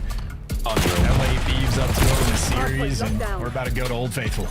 I mean, as far as the series is concerned, that is a brilliant, brilliant map. That was a great round 11. The whole series so far has been a treat. Vault coming up next year. I mean, it's anyone's game. Both these teams know what they're doing. Both these teams are discussing. But this is going to be a very exciting turnaround point. And again, man, just look at that FaZe. First Blood Demons didn't seem to make much of a difference their chance. Only really towards the end. But even then, Thieves just so damn good. So really damn good. 9-2 on the first blood count, and they still, that's insane. That's tough. Don't take it just from me. Take it from the desk. It looked good for a minute. 5-4. Things Things were going to be tied up at halftime. Hardpoint identified. And then It's what 5-2 again. LA Thieves, let's get out of here early on a Sunday night, shall we? Let's talk a little bit about what they brought out in those rounds 10 and 11. How do they seal the deal to go up 2-0, Alley Cass? Well, what's crazy is Atlanta was almost set up for success in that round 11 because LA Thieves, the whole majority of the start of the search and destroy was playing as Chan said. One person up top, everybody else stripping and being across the bottom. They started to pull back on that. Atlanta FaZe was able to capitalize with their SMGs. Abizi and Sip at one point basically 2v4'd a round, and then we push it all the way to a round 11. They go back to the default. They send 2 up through mid to over push in Atlanta FaZe's base. They get the kills. Now it's a 2v2, and B's free. We get the bomb plant, and we're giving up kills for free, just falling off the side of the ledge. Man, we had a bad time, Atlanta. It just took them a bit to catch their breath from that hard point. They got cooked in the HP. Yeah, let's go to that, Nate. Let's draw some conclusions on how LA Thieves is amazing at holding people to 100-point clubs. Yeah, let's talk about it. Listen, when you make mistakes and we make good plays, I call it compound interest. We're going to run away with the game. So let's talk a little bit about this. Look at the minimap 2 and 3. That's Abizi and Simp. At the moment right now, they just got control. There's 53 seconds here on P1. P1. They are sitting ducks. These are the tiny terrors that we're talking about, not being active, not making plays. And keep in mind, on P1, what you want to control is the hallway, because there's a window where you can get kills onto the point, right? So you want to have hallway control, and you can never give up your lobby, because if somebody gets there, they're going to be cutting you off, as the 2 spawn points are back here and here. You cannot give up hallway positioning, especially the lobby. So what happens is LA Thieves, they know how they want to play this. They're going to converge through hallway, find the kills. They're going to send a player into their lobby, find the kills, and then they're going to pick up 50 seconds on P1. It is unacceptable. So we're going to go back. We're going to watch how this plays out.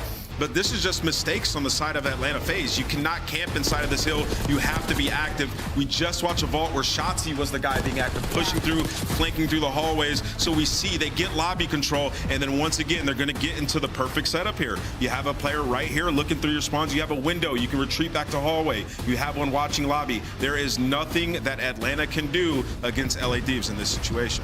Nothing. I mean, the fact that you even get the 4-wipe in the first place, but P1 is supposed to be like your mixiest point throughout the entirety of any of these maps. And the fact that they're able to hold 50, I don't know if we've ever seen that. Yeah. Somebody call a stats guy. Atlanta making mistakes, and LA Thieves have clear objectives on what they want to control, how they want to break and hold, why they're better than Atlanta at this point in time. But you know what this reminds me of as we come to the end of drawing conclusions? This reminds me of not last year, but the year before, when Atlanta's biggest struggle was in hardpoint. Like the entirety of the first half of the year, they were really bad at the fundamentals in hardpoint, and it was something I constantly talked about. And then by the end of the year, they cleaned it up, and that led them to run on and place top 4 at every single major. So, you know what?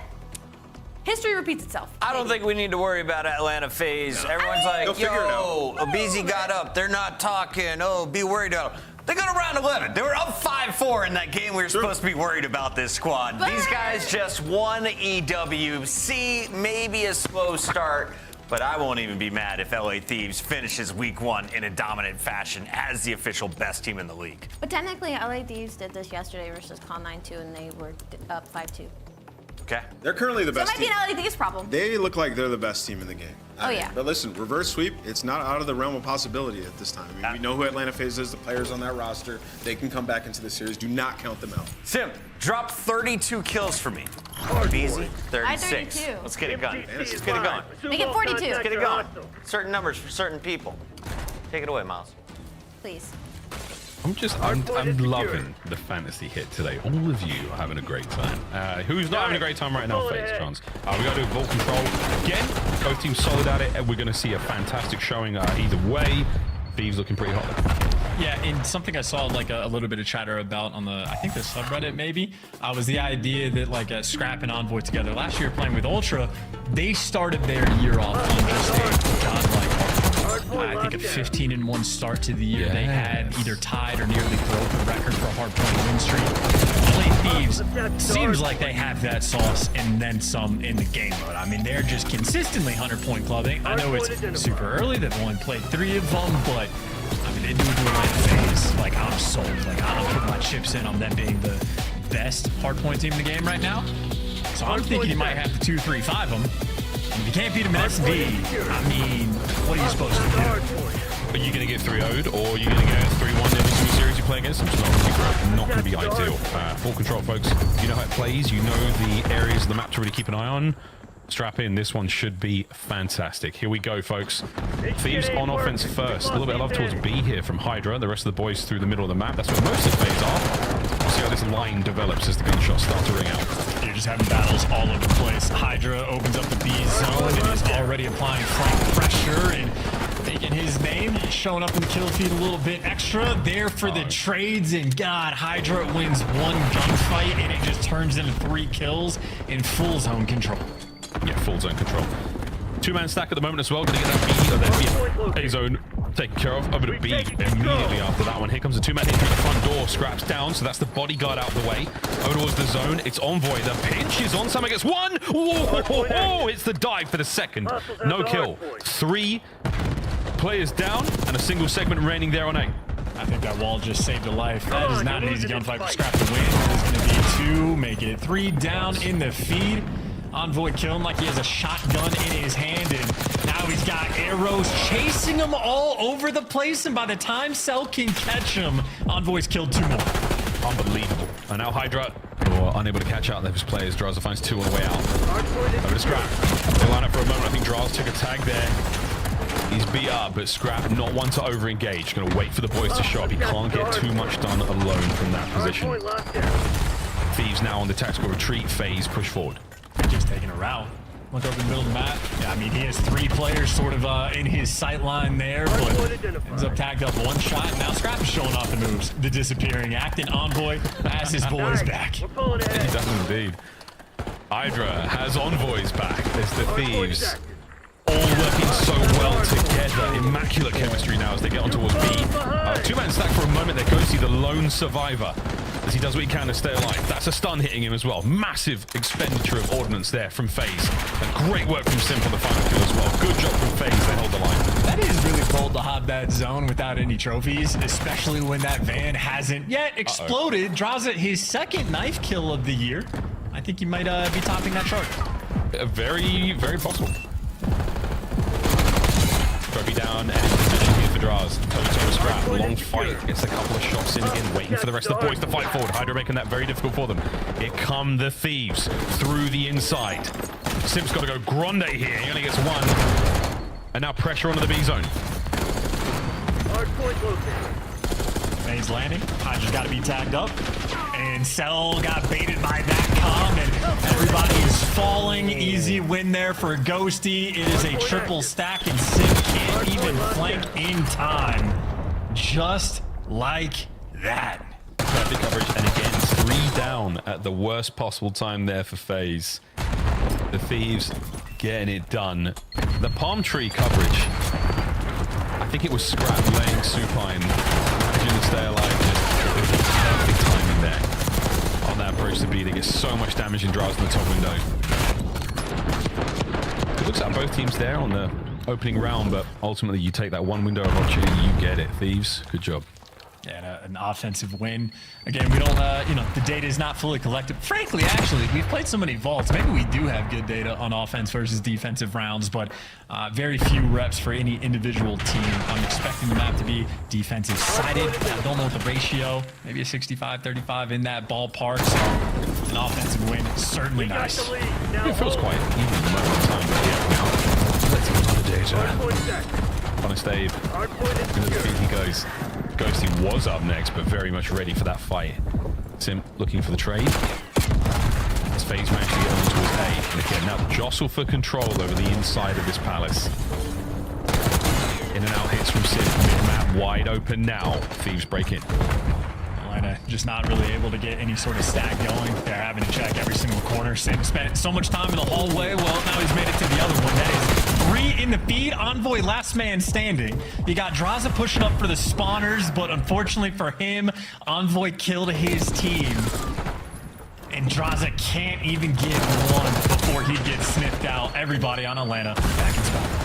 It's a great job counting those players. One thing we keep hearing from Ghosty, this is the first guy, calls him out by name. You can do the math then and figure out exactly who's going to be the last player to look for and exactly where they might be. Great stuff. Out of the Thieves once again, and Envoy continues to be the hardest player to kill on the planet. Yeah, main slayer Envoy. Don't trust the top right. He's got 14, make it 15 to his name. Pretty confident he is leading the lobby, and again, if Envoy is your main slayer, that is a horrific sign for the other team.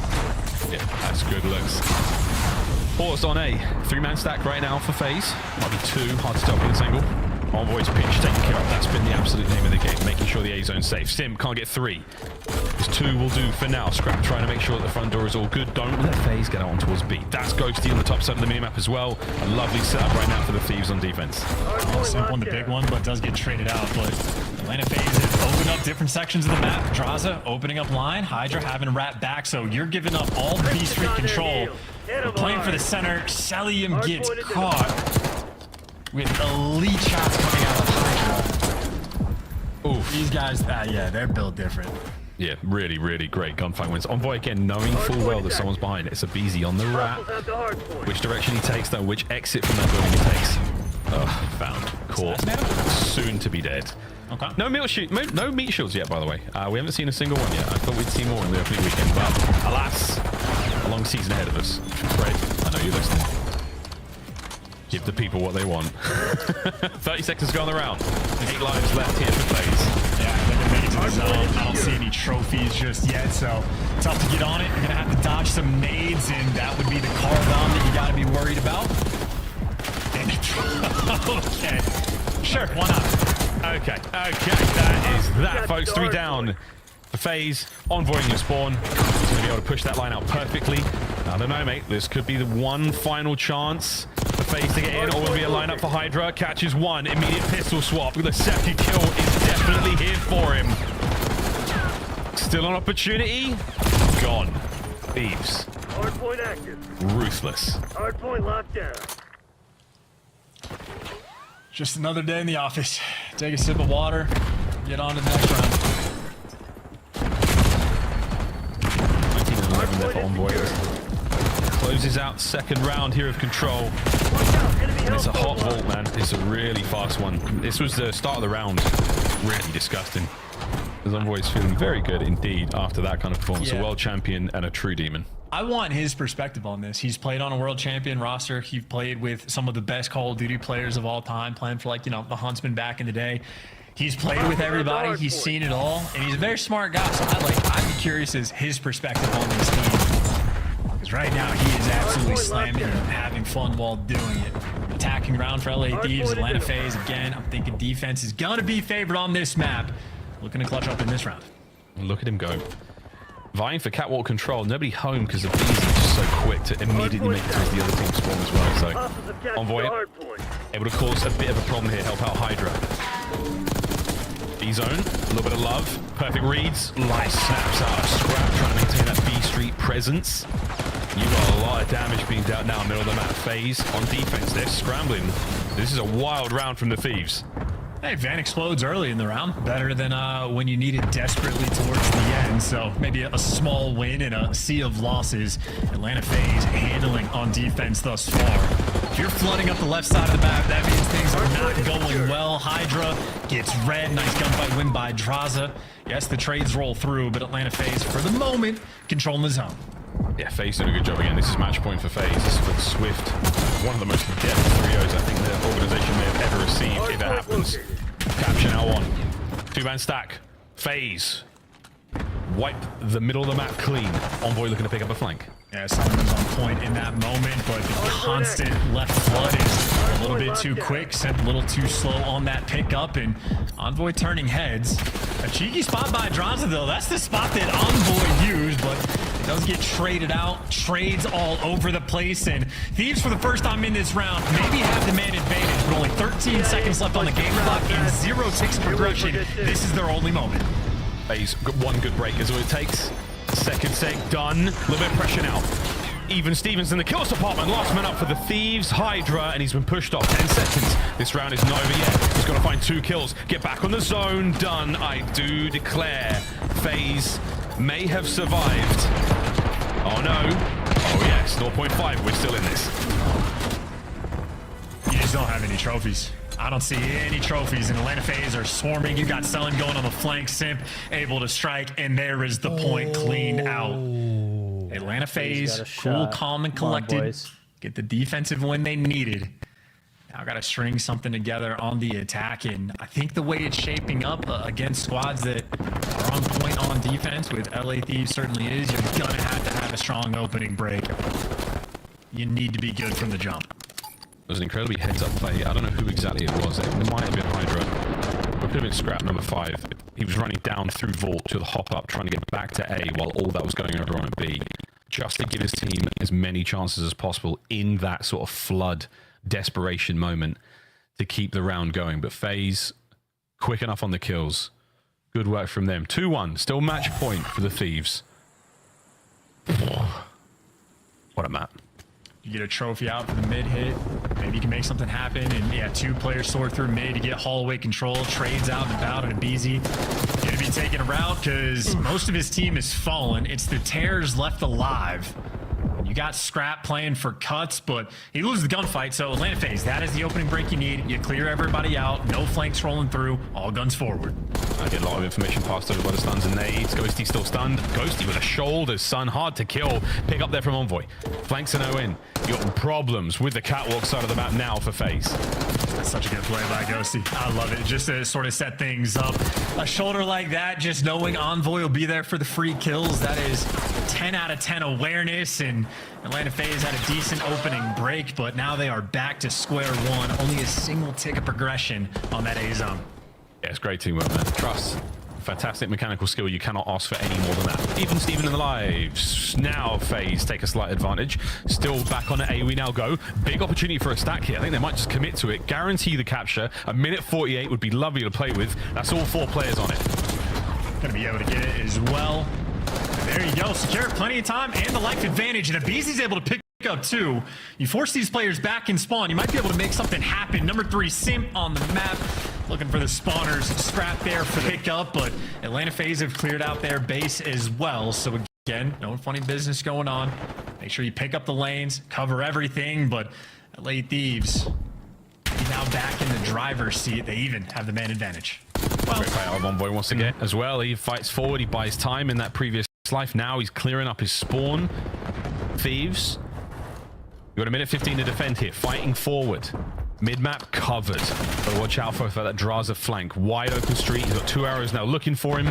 Oh, they find it. Okay, big moment here. FaZe have the opportunity to get in. Scrap picks up Draz. That hurts a big one. Fight now on the zone. That's great comms too. Scrap knowing to jump out the window and get that hunt on a player that's one shot. And because Scrap stays alive, he does damage, but it does not matter. That is a 3-man wipe. 2 players on the zone. Atlanta FaZe might be able to force this round 5. This could be it. The round 5 is the comeback on. Abizi bangs out the door. The feed is all red. Ghosty's up next. Beautiful work on the kills, but the round is done. FaZe, decisive final attack. And a final round now in control. And how about that hot-handed Beezy going on a tear towards the end, finishes on a 5 spree before he finally falls, and that is the right moment to do it, and it's always the sticks with the best plays, but you'll take that too. Not too shabby. That man you screen there, the last player there for FaZe, takes that initiative, pushes the spawners out. If the timing is good, you're looking at 2 to 3 kills nearly every life. We saw Shotzi do it in the previous match. I know you were all paying attention, class. School is now in session and these teams are teaching. Here we go. Final round. FaZe get defense. Here we go. And I mean, look, round 1, when he was on offense, he just hits down the right lane. He just mixes up lanes. And he's taking routes. How many kills can he turn 1 into? Well, just the 1. Selim has been a force to be reckoned with down low. Finally dealt with, trades all over the place, but he's having a little bit of pressure on this zone. Quick mag, not enough luck with a hip fire there as Sim gets the better of Envoy. Hydra manages to get the better of the pair of them. And now Cell might have caught the stick, we'll see. Defensive hold though is now the A zone starting to dwindle. Second segment on this way out. Ghosty with a quick reposition. Good luck, have fun taking care of those players from upstairs. Anyone able to get there on the point quick enough and stop the capture? No. LA Thieves secure A. Over to B now they go with numbers. So much time to work with to get this B zone, and Hydra trying to stay alive. How much can he slow these players down? Enough to get his boys to the zone. Get that kill on the Sim. This looks very possible, but now great crossfire there from Atlanta FaZe. Interlocking fields of fire. Pluck the Thieves from life and send them back to spawn. And I say great news, at least for Thieves, that vein has already exploded. So one less thing to worry about, but one more thing to worry about is Draza picking up 2 in the feed. Simp, he's going to be in your spawn. Damn. Sick gunfight win, smooth moves, and the Terrors have struck in the feed. Atlanta FaZe right now on defense. They are applying some serious pressure. They know they really need that. Real estate here on Vault, super important. Selim caught out and about. He's got no cover there to play with. Draza caught sprinting as well. This is a huge opportunity for the Thieves to push forward. Simp with a 2. That helps. That's huge. Oh, to Abizi. He finds 1 in and out. No problem. Got to get rid of the trophy as well. His teammates are there for the cover. FaZe survive.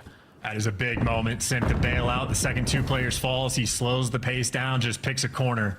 And you see his responsibility in the middle of the map, and Abeezy's was poolside, but extra players out that direction. Sid trying to make moves on different sections, but LA Thieves, that's 2 in the feed. They are pushed up on the map now. Draws. Do you get any more of this life? Huge. Abeezy now in position behind him at gold. Cell up close here with the aims. Not the weapon he wants in this situation, but he's going to have to make do. A lot of intel passed over. Thieves trying to clean up mid. There we go. Simp. Like a lion in game. Cleans up the lion side of the map. Now to catwalk. At 96 down to a 7v5. LA Thieves have to be very delicate. You cannot afford too many deaths. Awkward moves there. Lives are done for the Thieves. 20 seconds to go. Scrap's going to catch that one right on the dome. It's Abeezy with the arms. It's Simp up close, and it's now all over to Hydra. And that is the comeback. 3 straight rounds from Atlanta FaZe in control. And I'm sure it is not a title he necessarily cares about, but Simp for a long time has been the best control player in the world, and he pops off in the game 3. And you just get to see the level of intelligence that Simp brings to the table. Just those moments. Your teammates die, you can't push the place, you can't make a play, pick a corner, find a way to play for 2. Little things like that, he always delivers. An incredibly calculated player, but Atlanta FaZe battling there on Vault. Nice little 2-1 comeback they pulled off after suffering in round number 1, but started making plays all over the place. Celium, an absolute menace in the center of the map. Draza able to push out on some flanks as well. Abeezy at one point just pops a 5 spree and win 2 a round. Atlanta FaZe starting to take turns teeing off on LAT. Yeah, man. And look, Rewind Hardpoint coming up next. We get ahead of ourselves a little bit here as we look across the highlights, but Rewind was where we really saw the kind of debut of the LA Thieves here in the league. Hydra's 41 kills. It's a good look on the map. FaZe as well, though, I can't count them out now. They've just managed to find that 1 win. Nameless called it. I don't exactly remember which basketball star this is a quote from, but sometimes you just have to see the ball go through the net. That's all you have to see, and then you're out of that slump. Is that enough for FaZe? As we know, these boys are all capable of it. That control just goes to show, man. What a fantastic year we are in for. I had my doubts about Vault and control in this game, but after seeing these matches, like, I don't care. It's so exciting.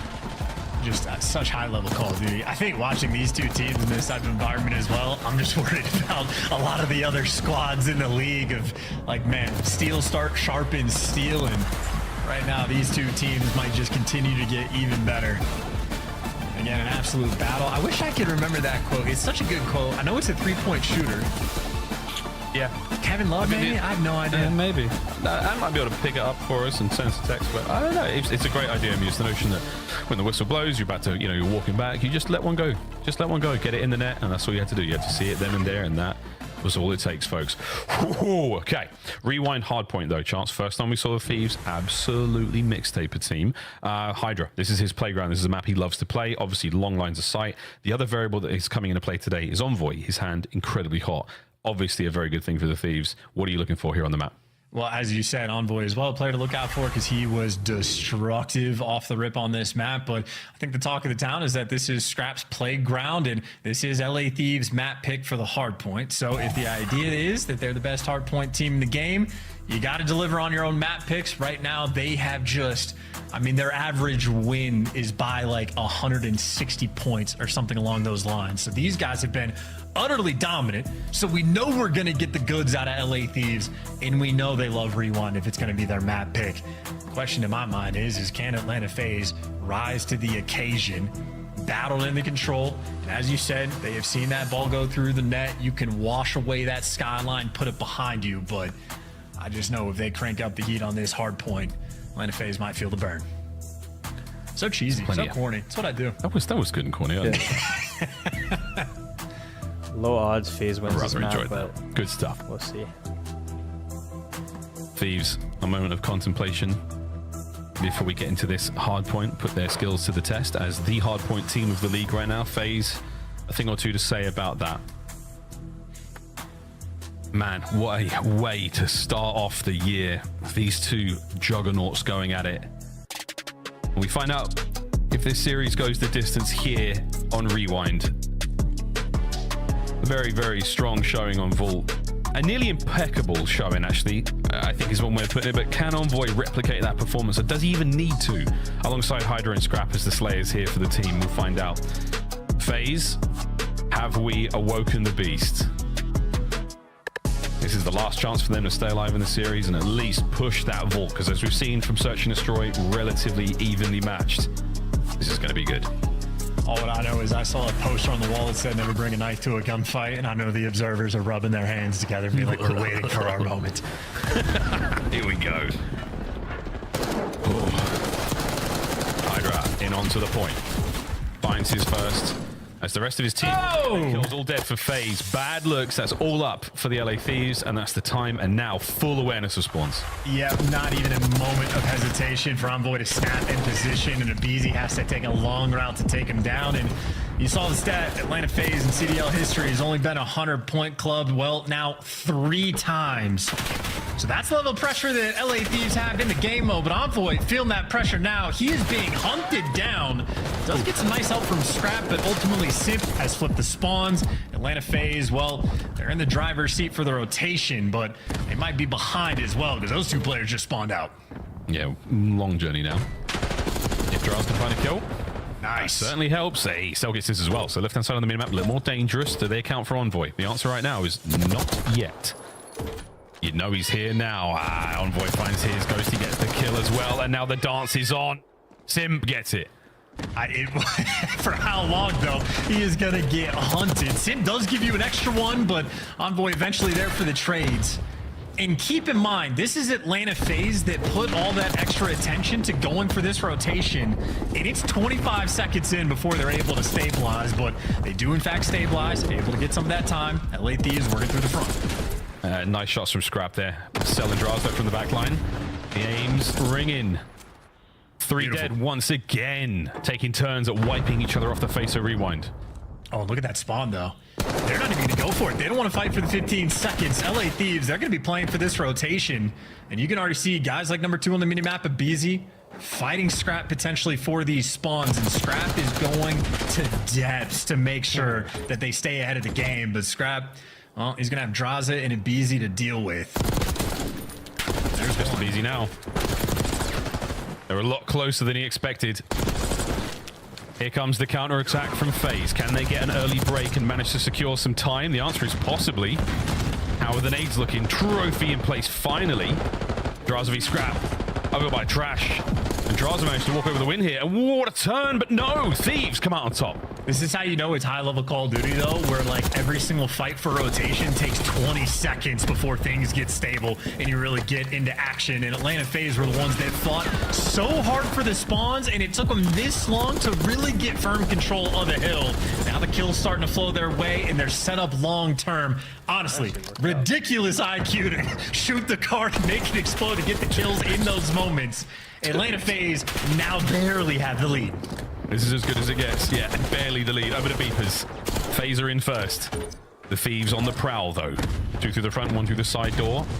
Might be a 3-man front door situation. Might have to form a line, lads. I'm not sure how many folks we can fit in this place. And that is it. Cleaned up. You have bopped FaZe out.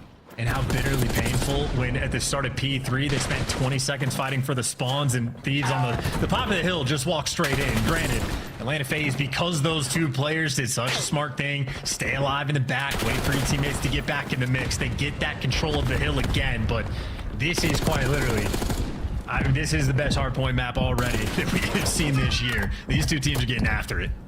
Simp 2 in the feed, getting after it. Set kills of his own. Scrap now with the coverage, and he's got to go toe-to-toe with Selling behind a nice piece of cover. That's ideal. Draz as well. 50 seconds left on Beepers, and we're looking at the row already. Mid-map, folks. That's where we're going. And the biggest breath either of these teams can take in this moment, trying to wrap around and go towards Gens. Couple trades rolling through over towards Zig. Seeing Draz on the minimap, trying to hunt down Hydra. Hydra hyper prepared, but does get traded out. It is Envoy in between an Atlanta FaZe sandwich. And he just delivers. No way. That is sensational. Envoy again. The timing, the skill, it's all there, man. He's having one hell of a day. Hardpoint firmly in the hands of the Thieves now. Look at that. You try to mess with the timing on that battle, and Hydra more patient than Simp. Simp forced to try to make a move, wants to do it with his team, but Thieves found a little bit of flow here on this Jens Hill. Envoy kicks him off, and look at the follow-up from the boys. Ghosty for 2 in the feed. Envoy, that is 5 in a row, and gets the stamp on the 4-man wipe. LA Thieves taking the lead. Yeah, the timing is just sensational. Look at the moves, man. He's still alive. He's still fighting for this one. His teammates picking up the kills he cannot. Unbelievable work out of the Thieves. Starting to pull away somewhat here. Oh, dear. Could be looking at Hellstorm soon for Envoy. P1, back to it we go. Number 4 in the minimap, still looking for him. You're just so concerned about Envoy behind you, and Simp finally there to take him down. But LA Thieves, long-term, left side spawns. So Atlanta, a little bit more pressure on, and you want to get the P1 time if you can. Scrap and Hydra not going to give it to you. Oh, my God. And they're there to, they know the spawns as well. I mean, this is suffocating. This is a good run. Every single time you think you're in a 1v1, no, you're in a 1v4. The entirety of the Thieves, it feels like there truly are 100 of them. Back over to P1, we are soaking away, halfway done now. Counter-attack from FaZe looks good. They've got the break, they've got the kills, but can they account for Hydra? Here he comes, straight into the feed, and the immediate dive, the Omni movement. Ladies and gentlemen, toe-to-toe with the Phenom. Pressure now on for Scrap, trying to stay alive and keep this spree going. Thieves in the hard point, shoulder to shoulder, thinking about P2, but also just so many players everywhere. Well, the 5 spree is about to extend. There's number 6. Gets the help for number 7, but doesn't actually finish the kill, but who does? Envoy. Gets you the back spawns as well. Envoy is basically like the controller of the map for his team. Trying to set you up, but Atlanta FaZe, maybe there's their hot hand. Win 2 big gunfights to get Thieves out at a time. That does not last for too long. Oh, look at this movement from Hydra. Trapping FaZe into the smallest of boxes, not letting them move. How did he win that first fight? The teammates are there to try to pick up the second, but Draz is holding onto the point as best he can. Reinforcements from FaZe now in. Nobody home. Good nades, though, across the board. An explosive hard point coming to a close in 20 seconds. And Atlanta FaZe, I mean, they're fighting through the front right now. Scrap very patient over towards the back God spot, but Atlanta FaZe have just been destruction on the inside lanes. And now you're looking for the final 15 seconds of Scrap. Atlanta FaZe have already rotated towards New, and they're still controlling you in the back spawn over towards P2. So a moment of life here for Atlanta, looking for the comeback. And Envoy, well, he's going to be looking for a route. 2 players effectively responsible for trying to find him, but he's just pierced the setup. He's just pierced the setup. He's already through. He is handling them and setting his team up. This man is a god. He's doing everything, absolutely everything. Now feeds the next kills to his teammates. That is the LA Thieves. Just when you thought the comeback was on for FaZe, Envoy with the god play. Still good to go, though. FaZe not giving up just yet. Nice kills there from Cell. Draz pushing forward as well. Couple in the feed. Thieves from spawn, desperately trying to get into the point. Couple of nades up. I don't see any trophies for Atlanta either, so this is going to get ugly fast. This map is ridiculous. So much so that it's even killing the players and getting involved. Final 20 seconds. Atlanta FaZe looking to take it.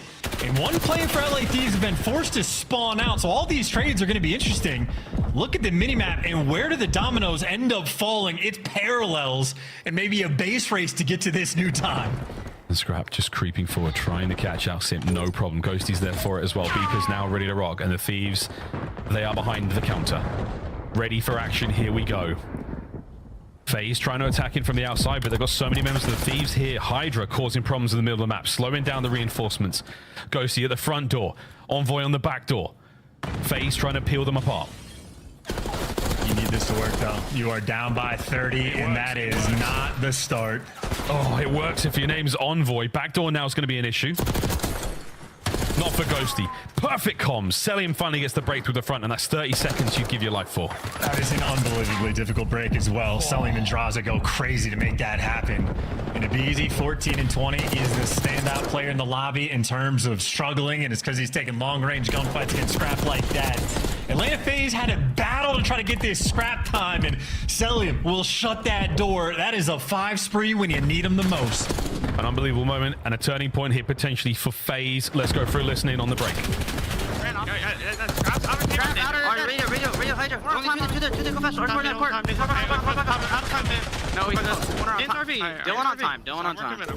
I'm playing this side, bro.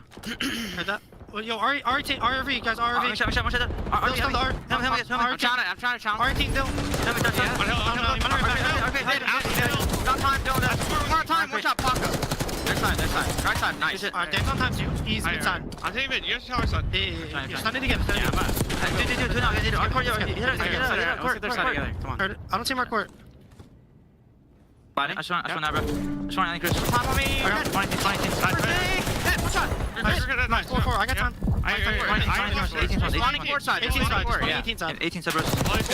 That. Let's get it. I have a trophy on now. Grab P3 now. Nice. One day to new. Hey, I have left. They're all Look at glass. I'm trying to. Make it PC. Stage. Left side time, then one shot. Left side time, one shot. Have some time. Switch street.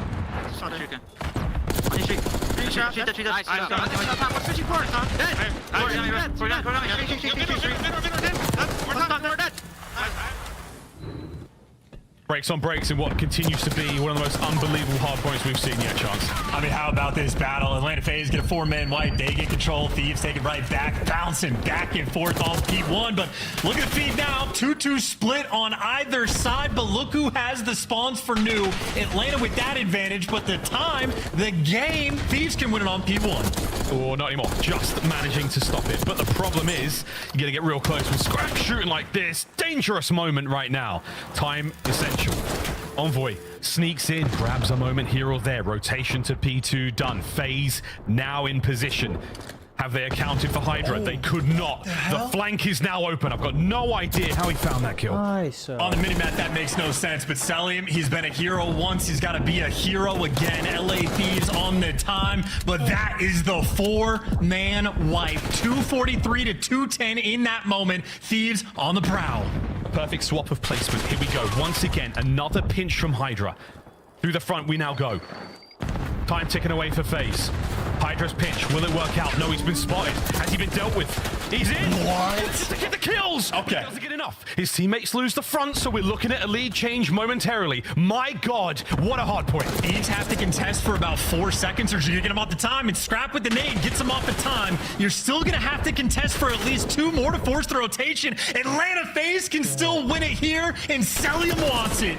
Oh boy, can he get it done? No, he can't get close enough. The game is gonna keep going. No one's close. No nades. No nothing. Game 5. Atlanta FaZe. What a comeback.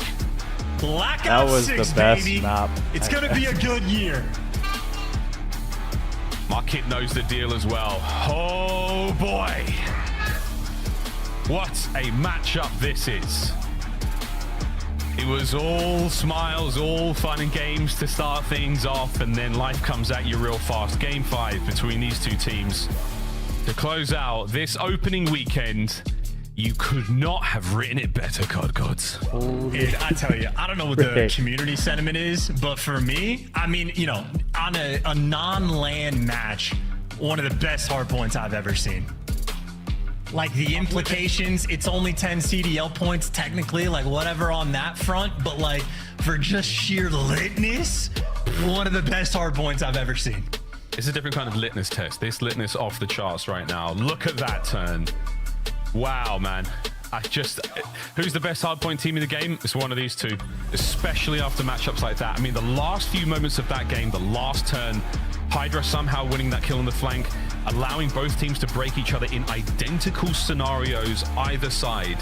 Just preposterous. The damage, the kills, the assists, the non-traded, everyone bringing their A game just north of 12 minutes. One of the best rewind hardpoints we've seen, and we've only seen a few. And the way things were shaping up for me, if Thieves had won it, would have given the MVP to Envoy because he was doing masterful things. But Celium just turned into God on some of those hills, defeating the allegations. He's one of the more heavily criticized players on one of the top teams, and was he answering questions on that rewind? I mean, a 5 spree to break into P4 and just goes crazy inside of beepers, picking up a 3-piece somehow, some way on P2 as well. So, I mean, Celium, I will bow down all criticism on the ice front, and hardpoint, he had it in spades. Unbelievable performance. We're going to a break. On the other side of the break, Game 5, FaZe taking on the Thieves. Two of the best teams you've ever seen do it. We'll see you after this.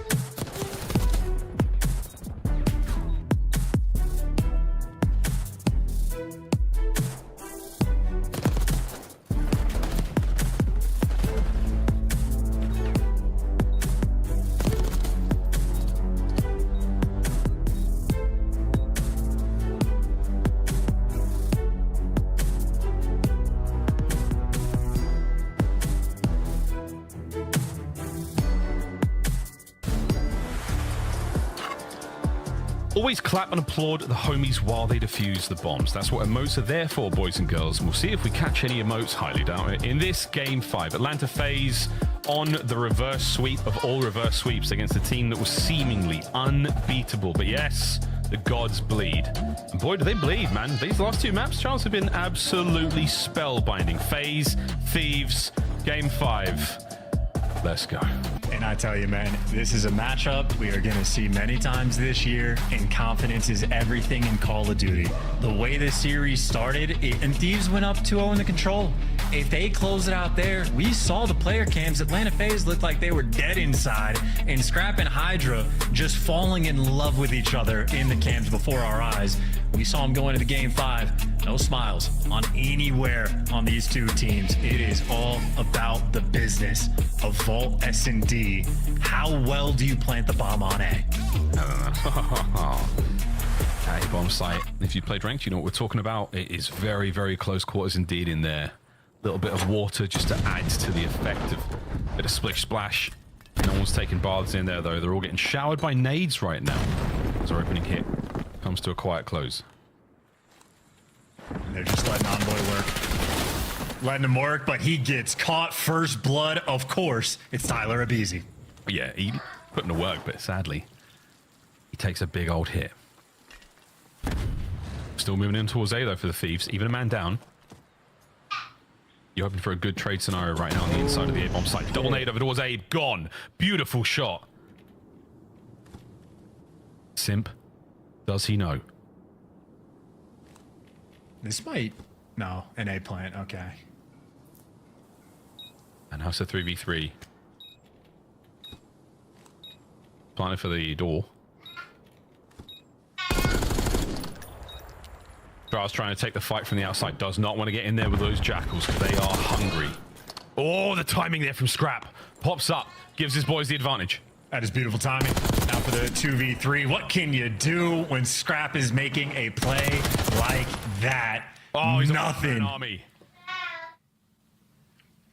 3 in the round. Army. Yeah, and a thing of beauty as well. He's just sitting in the middle of the map, waiting for the players to cross, and as soon as the bomb goes down, just gives it a few seconds, ends up getting the perfect flank on Simp. And of course, once his teammates down low, we're calling out, hey, everybody's outer palms. Let's go and make that move. So great timing on a few, and then just easy cleanup kills after the fact. Couldn't ask for a better round. Yeah, man, as soon as he identifies where Sim was, like, cool, this is where they're coming from. I'll just cut them in half. If they turn, I've at least got my boys the advantage. Round 2. FaZe on attack, expecting the A hit once again. How about that? Right back at you. Happened to Abizi in the last round. Hydra. Ripped to pieces by the double frag.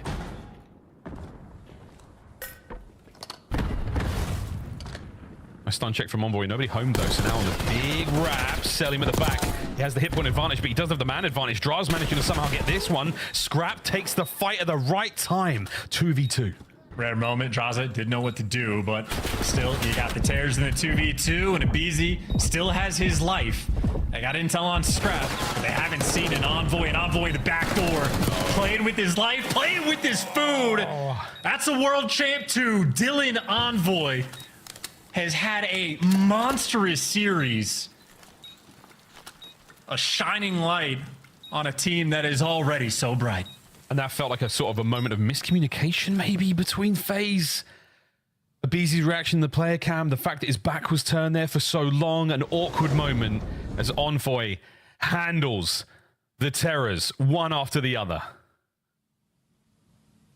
And that is, I mean, perfect Omni movement as well. Little slide right, get out of the way. Little slide left, get on the heady.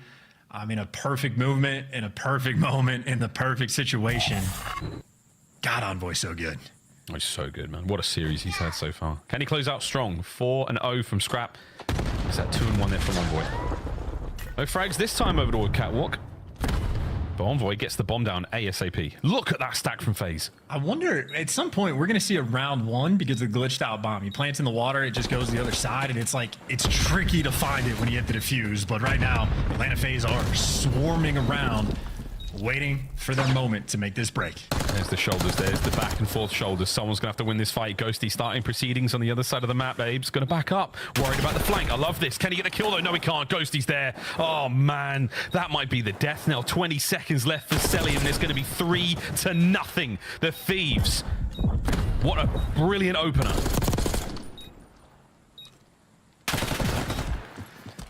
That ladder's going to get you. You know, sometimes I worry that Ghosty's brain might be too big. I mean, he's just such an intelligent player, very consistent, human UAV in the comps. He's twisted when he plays. It has to be an advantage to blink one eye at a time. You can never catch him off guard. Always has his iron up.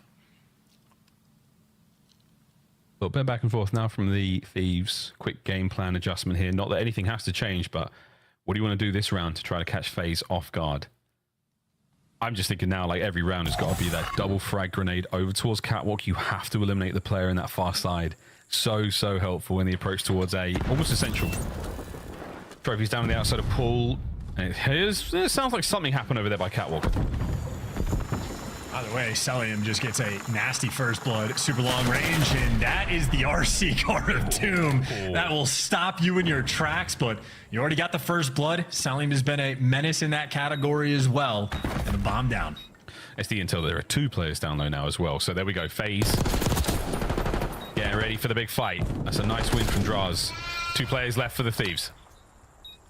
Not too much you can do in this situation. Ghosty in the thick of it. In between every single arrow, he does give you 1, but unfortunately he's going to have to run away and try to heal. Well, they give you 2. 20 seconds left. Wait. Yeah, Simp and Abe down low. Here comes Scrap. Last man up. No time to get that defuse in the bomb that's planted in the middle of the ball. Such a weird bug, man. It's off-putting indeed, but FaZe on the board. 3-1. Yeah, you know, they might have turned that into a 2 versus 2, but ultimately your 2 AR players trying to run into the tiny tears with Jackals down low. Not going to happen, but Scrap doing the thing, playing his life. He is on a 6 spree, so he's getting close to that cruise missile, and any plant defuse score he gets as well, going to be a massive benefit to him. And a cruise missile in S&D on this map does open up a world of possibilities. It'll be a long time before we get there. Atlanta FaZe completely controlling the middle of the map, and Scrap, he's taking the space. He doesn't see anybody, doesn't hear nothing. He's making moves. I got all the B. Celium has all of Scrap. Still making the way towards the A-bomb site, though. You just want a little bit of that. Only man in there, though, is a beast. He's got to win a big fight now against Hydra. Here we go. Hydra only does 1 better. He nearly gets both of them. That's ridiculous. And you had to get that trade. No matter what happened, you had to get that trade. 2v4. An impossible situation, seemingly against Atlanta, and if it wasn't before, it will be now. If there is a nerdy thing on the map to be done, Celium will be doing it. Looking through the windows, a cheeky spot by line to pick up the flank. Scrap a little too aggressive, all that space being given, but it was but a trap. And that's such a nice round from FaZe from start to finish. You know, you make a great call there from Scrap to get out there and have a look towards the B Street. Celium, just playing the lion statue, has eyes on it, wins that gunfight, changes the shape of things. And Abizi, again, just a heroic victory in the inside of the bomb site. Got the numbers there to trade out regardless, but you put yourself in a very, very strong spot early on. Good job there. 3-2. It's standard stuff. Celium just responsible for the top side of the map. And Scrap going to be tickling each other from range. And an A plant again. Beezy just clearing some space, making sure nothing cheeky is going to happen, and Simp playing a nice angle as well. Might be able to catch a freebie. This is a filthy angle. That Envoy has clearly seen before. Beezy just jumped out of the pool. That might be the wrong time to do so, mate. No, he gets 1. Traded out immediately. The battle's on the outside of the bomb site for now, but I do believe the Thieves know that. They've overtaken it. They're on the inside. You may as well jump on it, boys. And then we're going to check this. Cell gets his, technically, 1v1. Hydra, down and out. FaZe equalize. That's the comeback. That is what you're looking for. I'm going to be honest. I don't know how Envoy does it. Like, he can't throw concussions, but by God, can he read you? But doesn't make a single bit of difference. Atlanta FaZe clutch up. Draza icy in his ones, and obviously has a massive advantage in that situation. But that is why he grinds to deliver in those moments. And a fight in this S&D. It was a round 11 in map 2. Maybe shaping up for a round 11 in map 5. 3-3 all square. Attacking round for the Thieves. I wonder if Ghosty, I mean not Ghosty, sorry, Envoy. I know he's wearing his headset, but maybe it's actually Cerebro, because he just seems to know, bro. Here we go. RC. What will he find in the middle of the map, aside from loads of FaZe players, but eagle eyes and even better shots from FaZe take care of that toy. Well, that's a no intel RC card. You get absolutely nothing off of it, except that you haven't really taken space on the map. Straps pushed up a little bit B Street, but he might be running into a blender again, or maybe he found the perfect timing to slip the net. Atlanta has no idea that he's here. That's the one. Actually, I say that Salim's watching his flank. They're so heads up. He's spinning, man. Crack of the door. Cell moves. Guns at the ready for MC. Oh, but he's down. First blood for Scrap. That's unbelievable. I don't even know how Cell knew he was there. This is a wild start in a 3v4 for Atlanta. Bomb not planted just yet. Ghosty getting in position. And this is 3 players underground right now. And, well, that'll pretty much decide it. Oh, that's it. Good luck, Sim. Scrap giving them that round, man. That first blood against Cell. Kick things off. Seems to be the deciding factor that who wins out of this Scrap and Cellian battle basically get the round. 25 seconds. Enjoying Sim. Just taking a little tour of Vault here, trying to pick up these errant kills. All of them welcome. Unlikely to get too many more.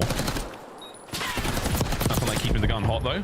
Woohoo! Nice effort.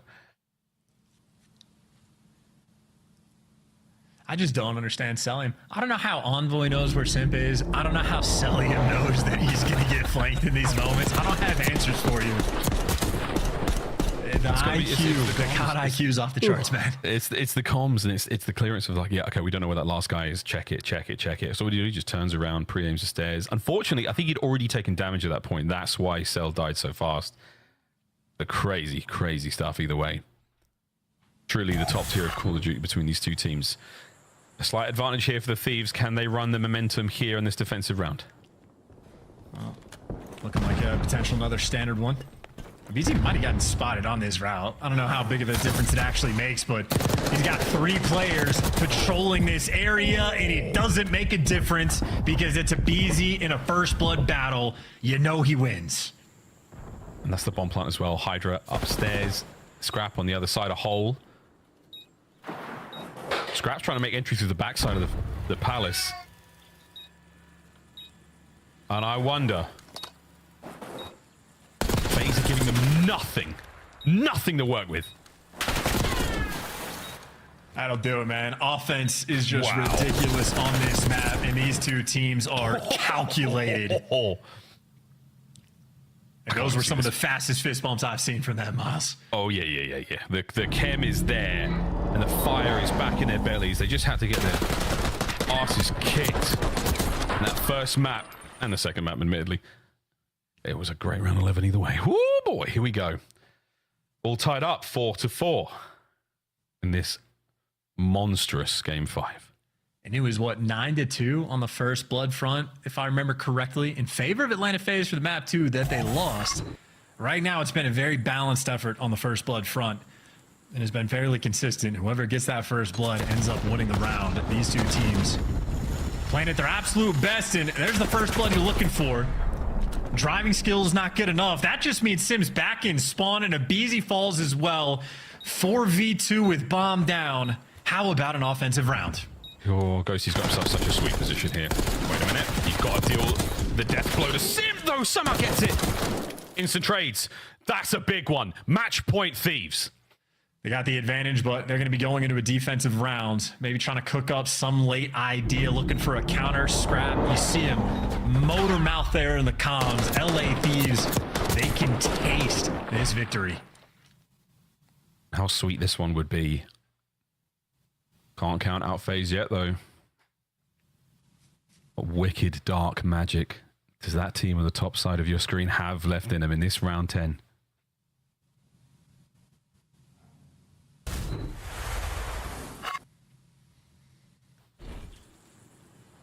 Here we go.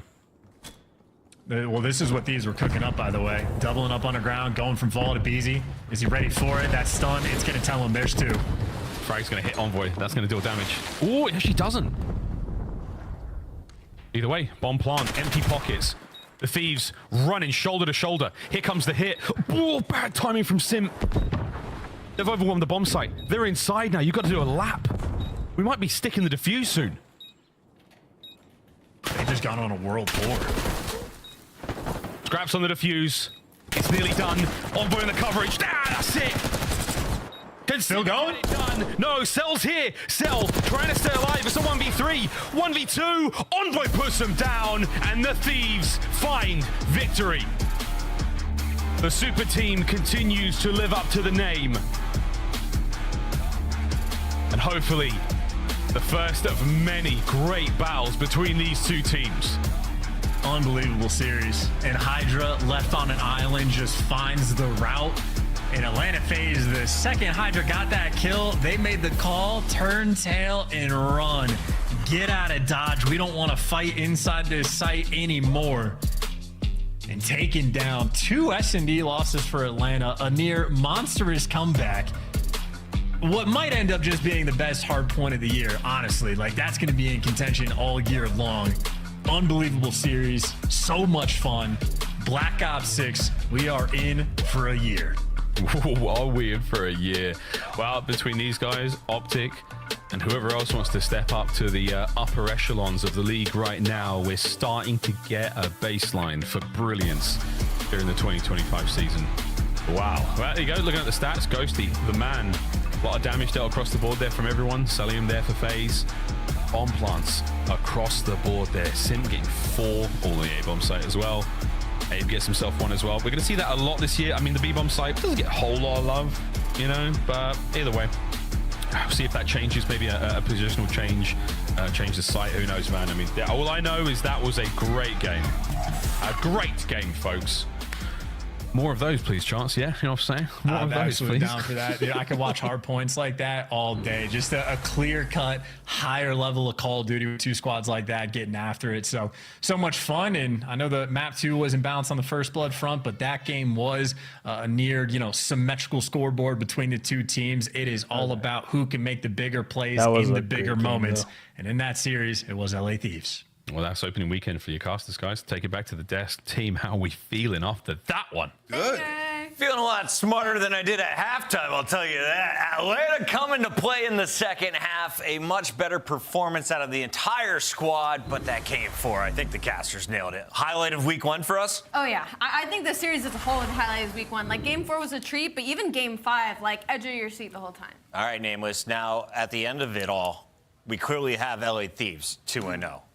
We've got Carolina, Toronto, Minnesota sitting at 2-0. Did you see in any world that Gentlemates and Atlanta FaZe would be starting 0-2? No, I mean, those are 2 of the teams we thought were top 4 coming into this weekend. And like you said, we were feeling crazy at halftime because we're like, Atlanta FaZe is getting beat this bad. How is it possible? Well, they battled back games 3 and 4 and gave us a hell of a game 5 where they had some great rounds and almost could have closed it out with the offense. So Atlanta FaZe, they're here. They're getting better and growing with every single map. Let's take a look at those maps they got better on. And, of course, the closing from LA Thieves. Nade shots, boys, finishing a perfect 2-0 on opening week. And I think this map taught us a lot about the way LA Thieves is struggling a little bit in Search and Destroy because they stick to what works, but then once it stops working, they struggle to kind of make that adjustment. We saw it for about the first 6 rounds of the Search and Destroy, but that round 7 was literally everything because Scrap pushes up to the B site, finds that kill on Decelium in the back, while his team just sits involved and waits. And what does that do?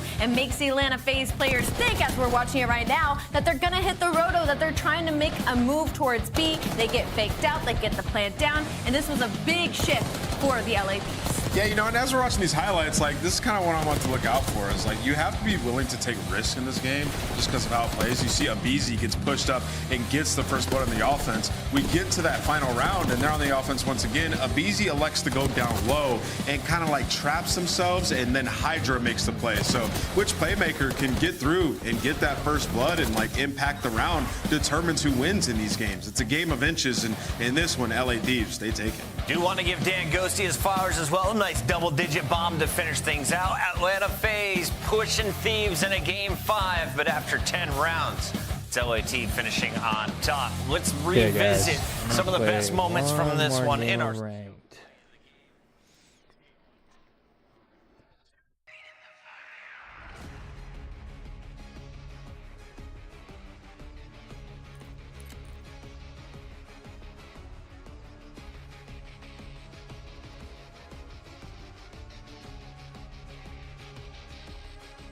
One more W.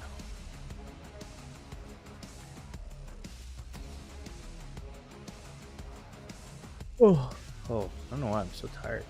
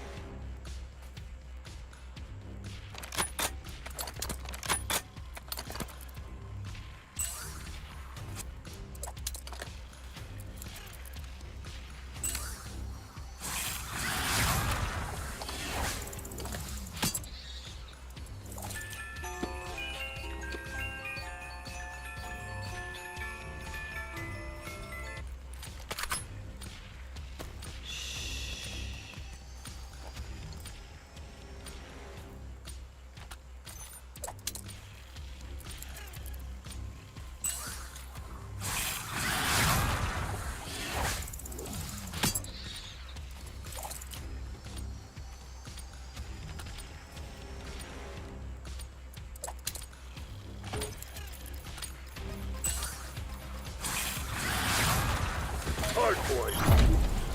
Remind those shitheads who they're dealing with.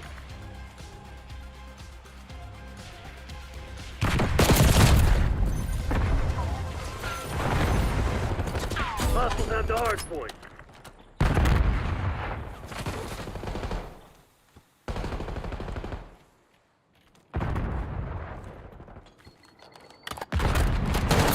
Hardpoint is secure.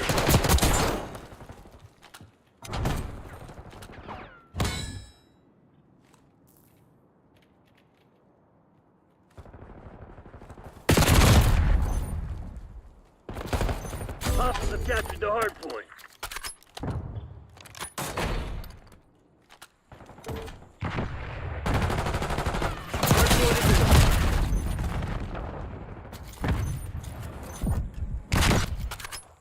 What? How did we not spawn there?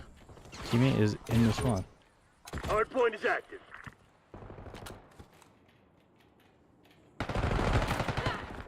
Hostiles have the hard point.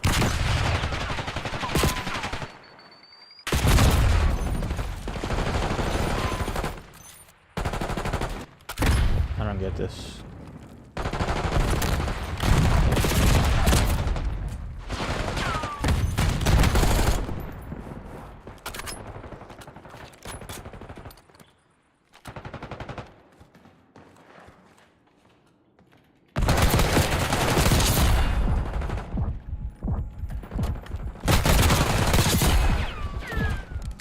Hard point locked down.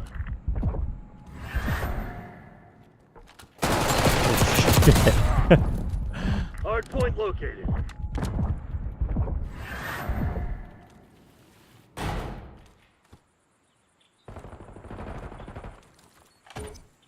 Hard point active. Hard point is secure.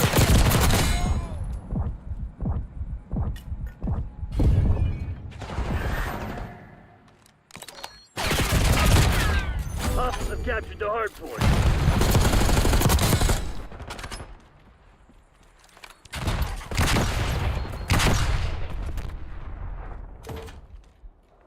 Hard point locked down.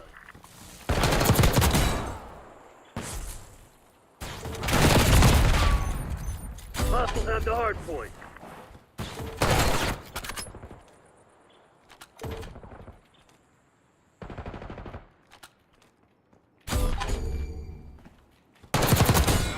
Hard point is secure. Hard point identified.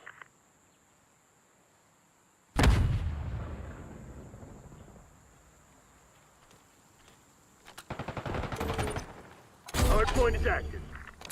Hostiles have captured the hard point.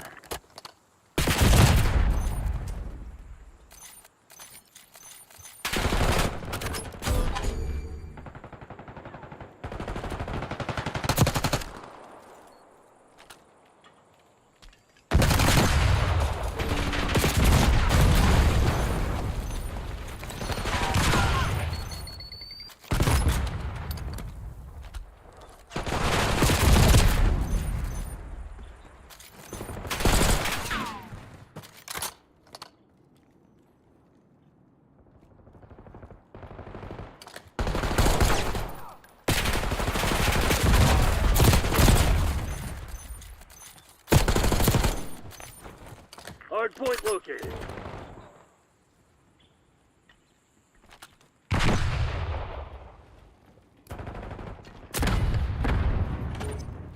Hard point active. Hard point locked down.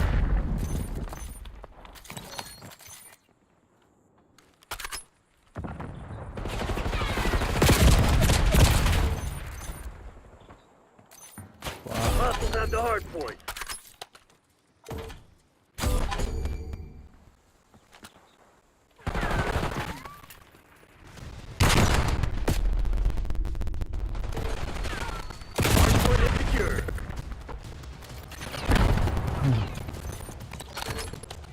Hostiles have captured the hard point. Hard point locked down. Hostiles have the hard point.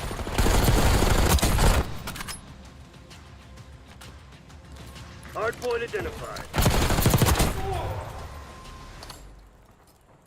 Hostiles have captured the hard point. Hard point is active. Hard point is secure.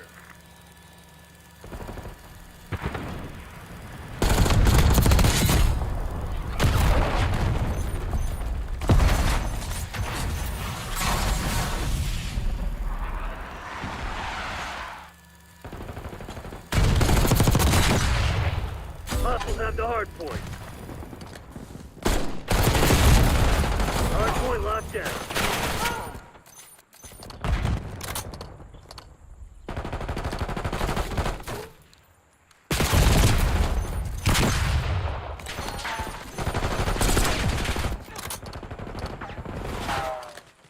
Hostiles have captured the hard point. Hard point located.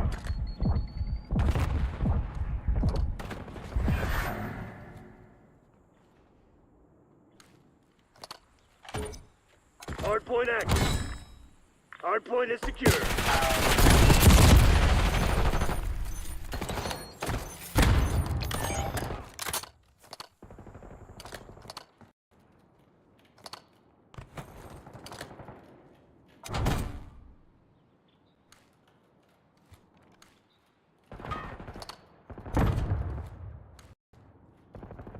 Hostiles have the hard point.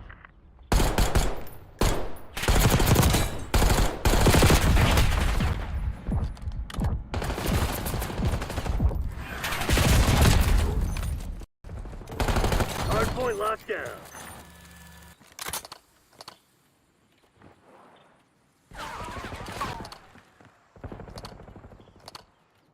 Hard point identified. Hostiles have captured the hard point.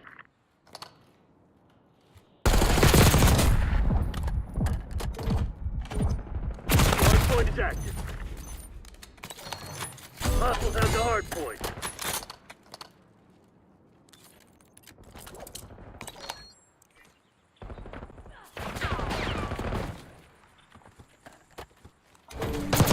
Hard point is secure.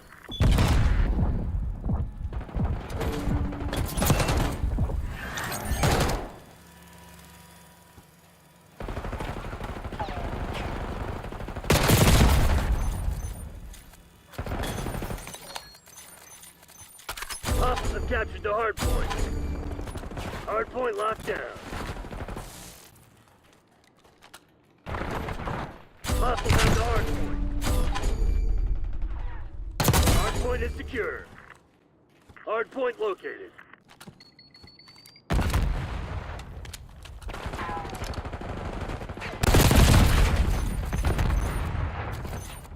Hard point active. Hostiles have captured the hard point.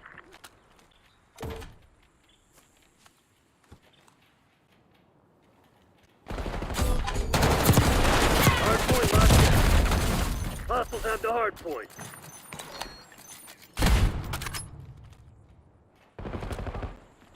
Hardpoint is secure. Hostiles have captured the hard point.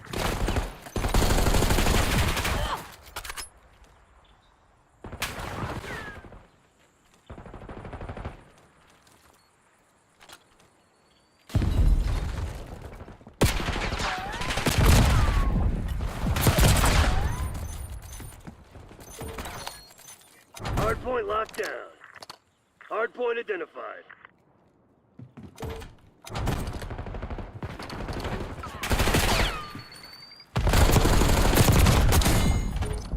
Hardpoint is active.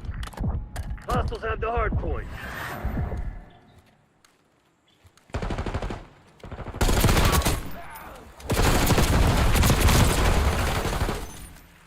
Hardpoint is secure.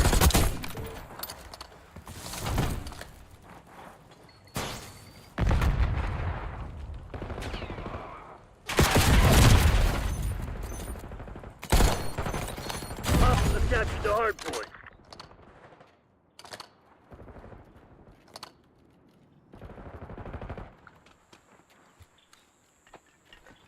You gonna let a bunch of company assholes beat you? Fight back, damn it! Hard point locked down.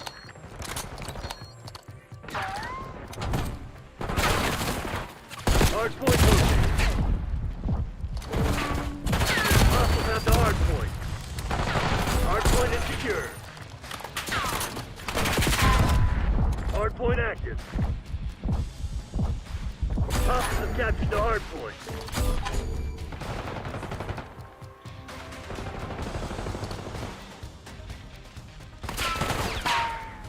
Hardpoint locked down.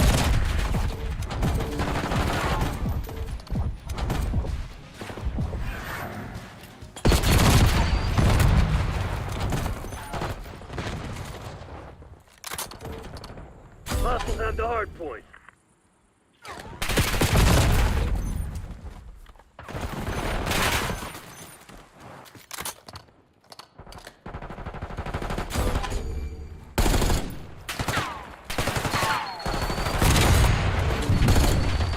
Hardpoint is secure.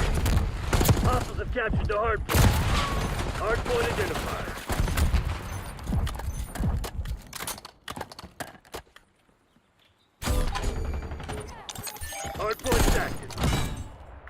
Hardpoint locked down.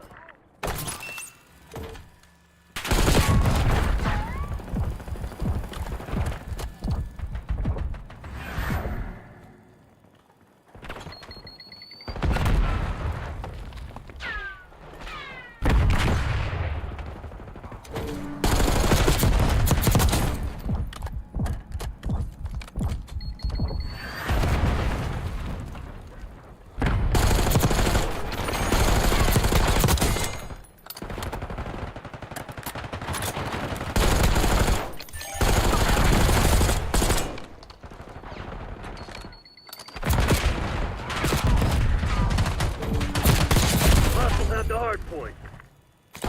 Hardpoint located. Hardpoint is secure. Hardpoint active. Hardpoint locked down.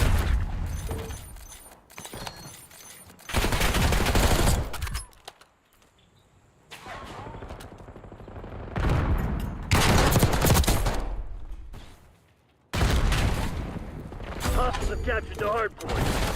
Hardpoint is secure.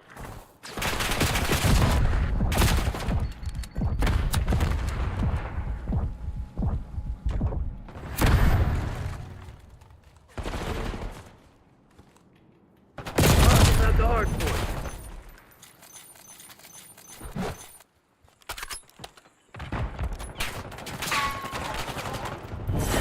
The enemy must have hacked their tunnel.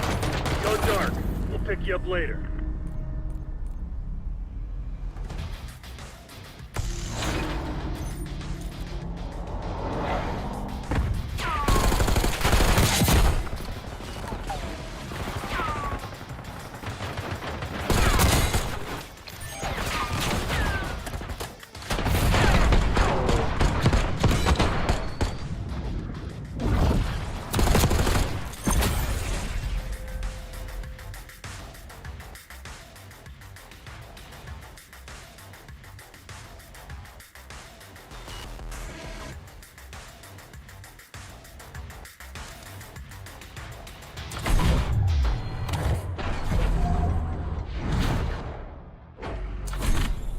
Okay, I'm gonna jump off for the day, but thanks everyone for joining, and I'll catch y'all next time. I'll be returning, I think, January 8th, and I should have a better idea of what I'm gonna be doing with this channel. I'll have some content probably scoped out by then, since I have some time to think over there. But yeah, thanks for joining, guys, and I'll catch y'all later. Shoots.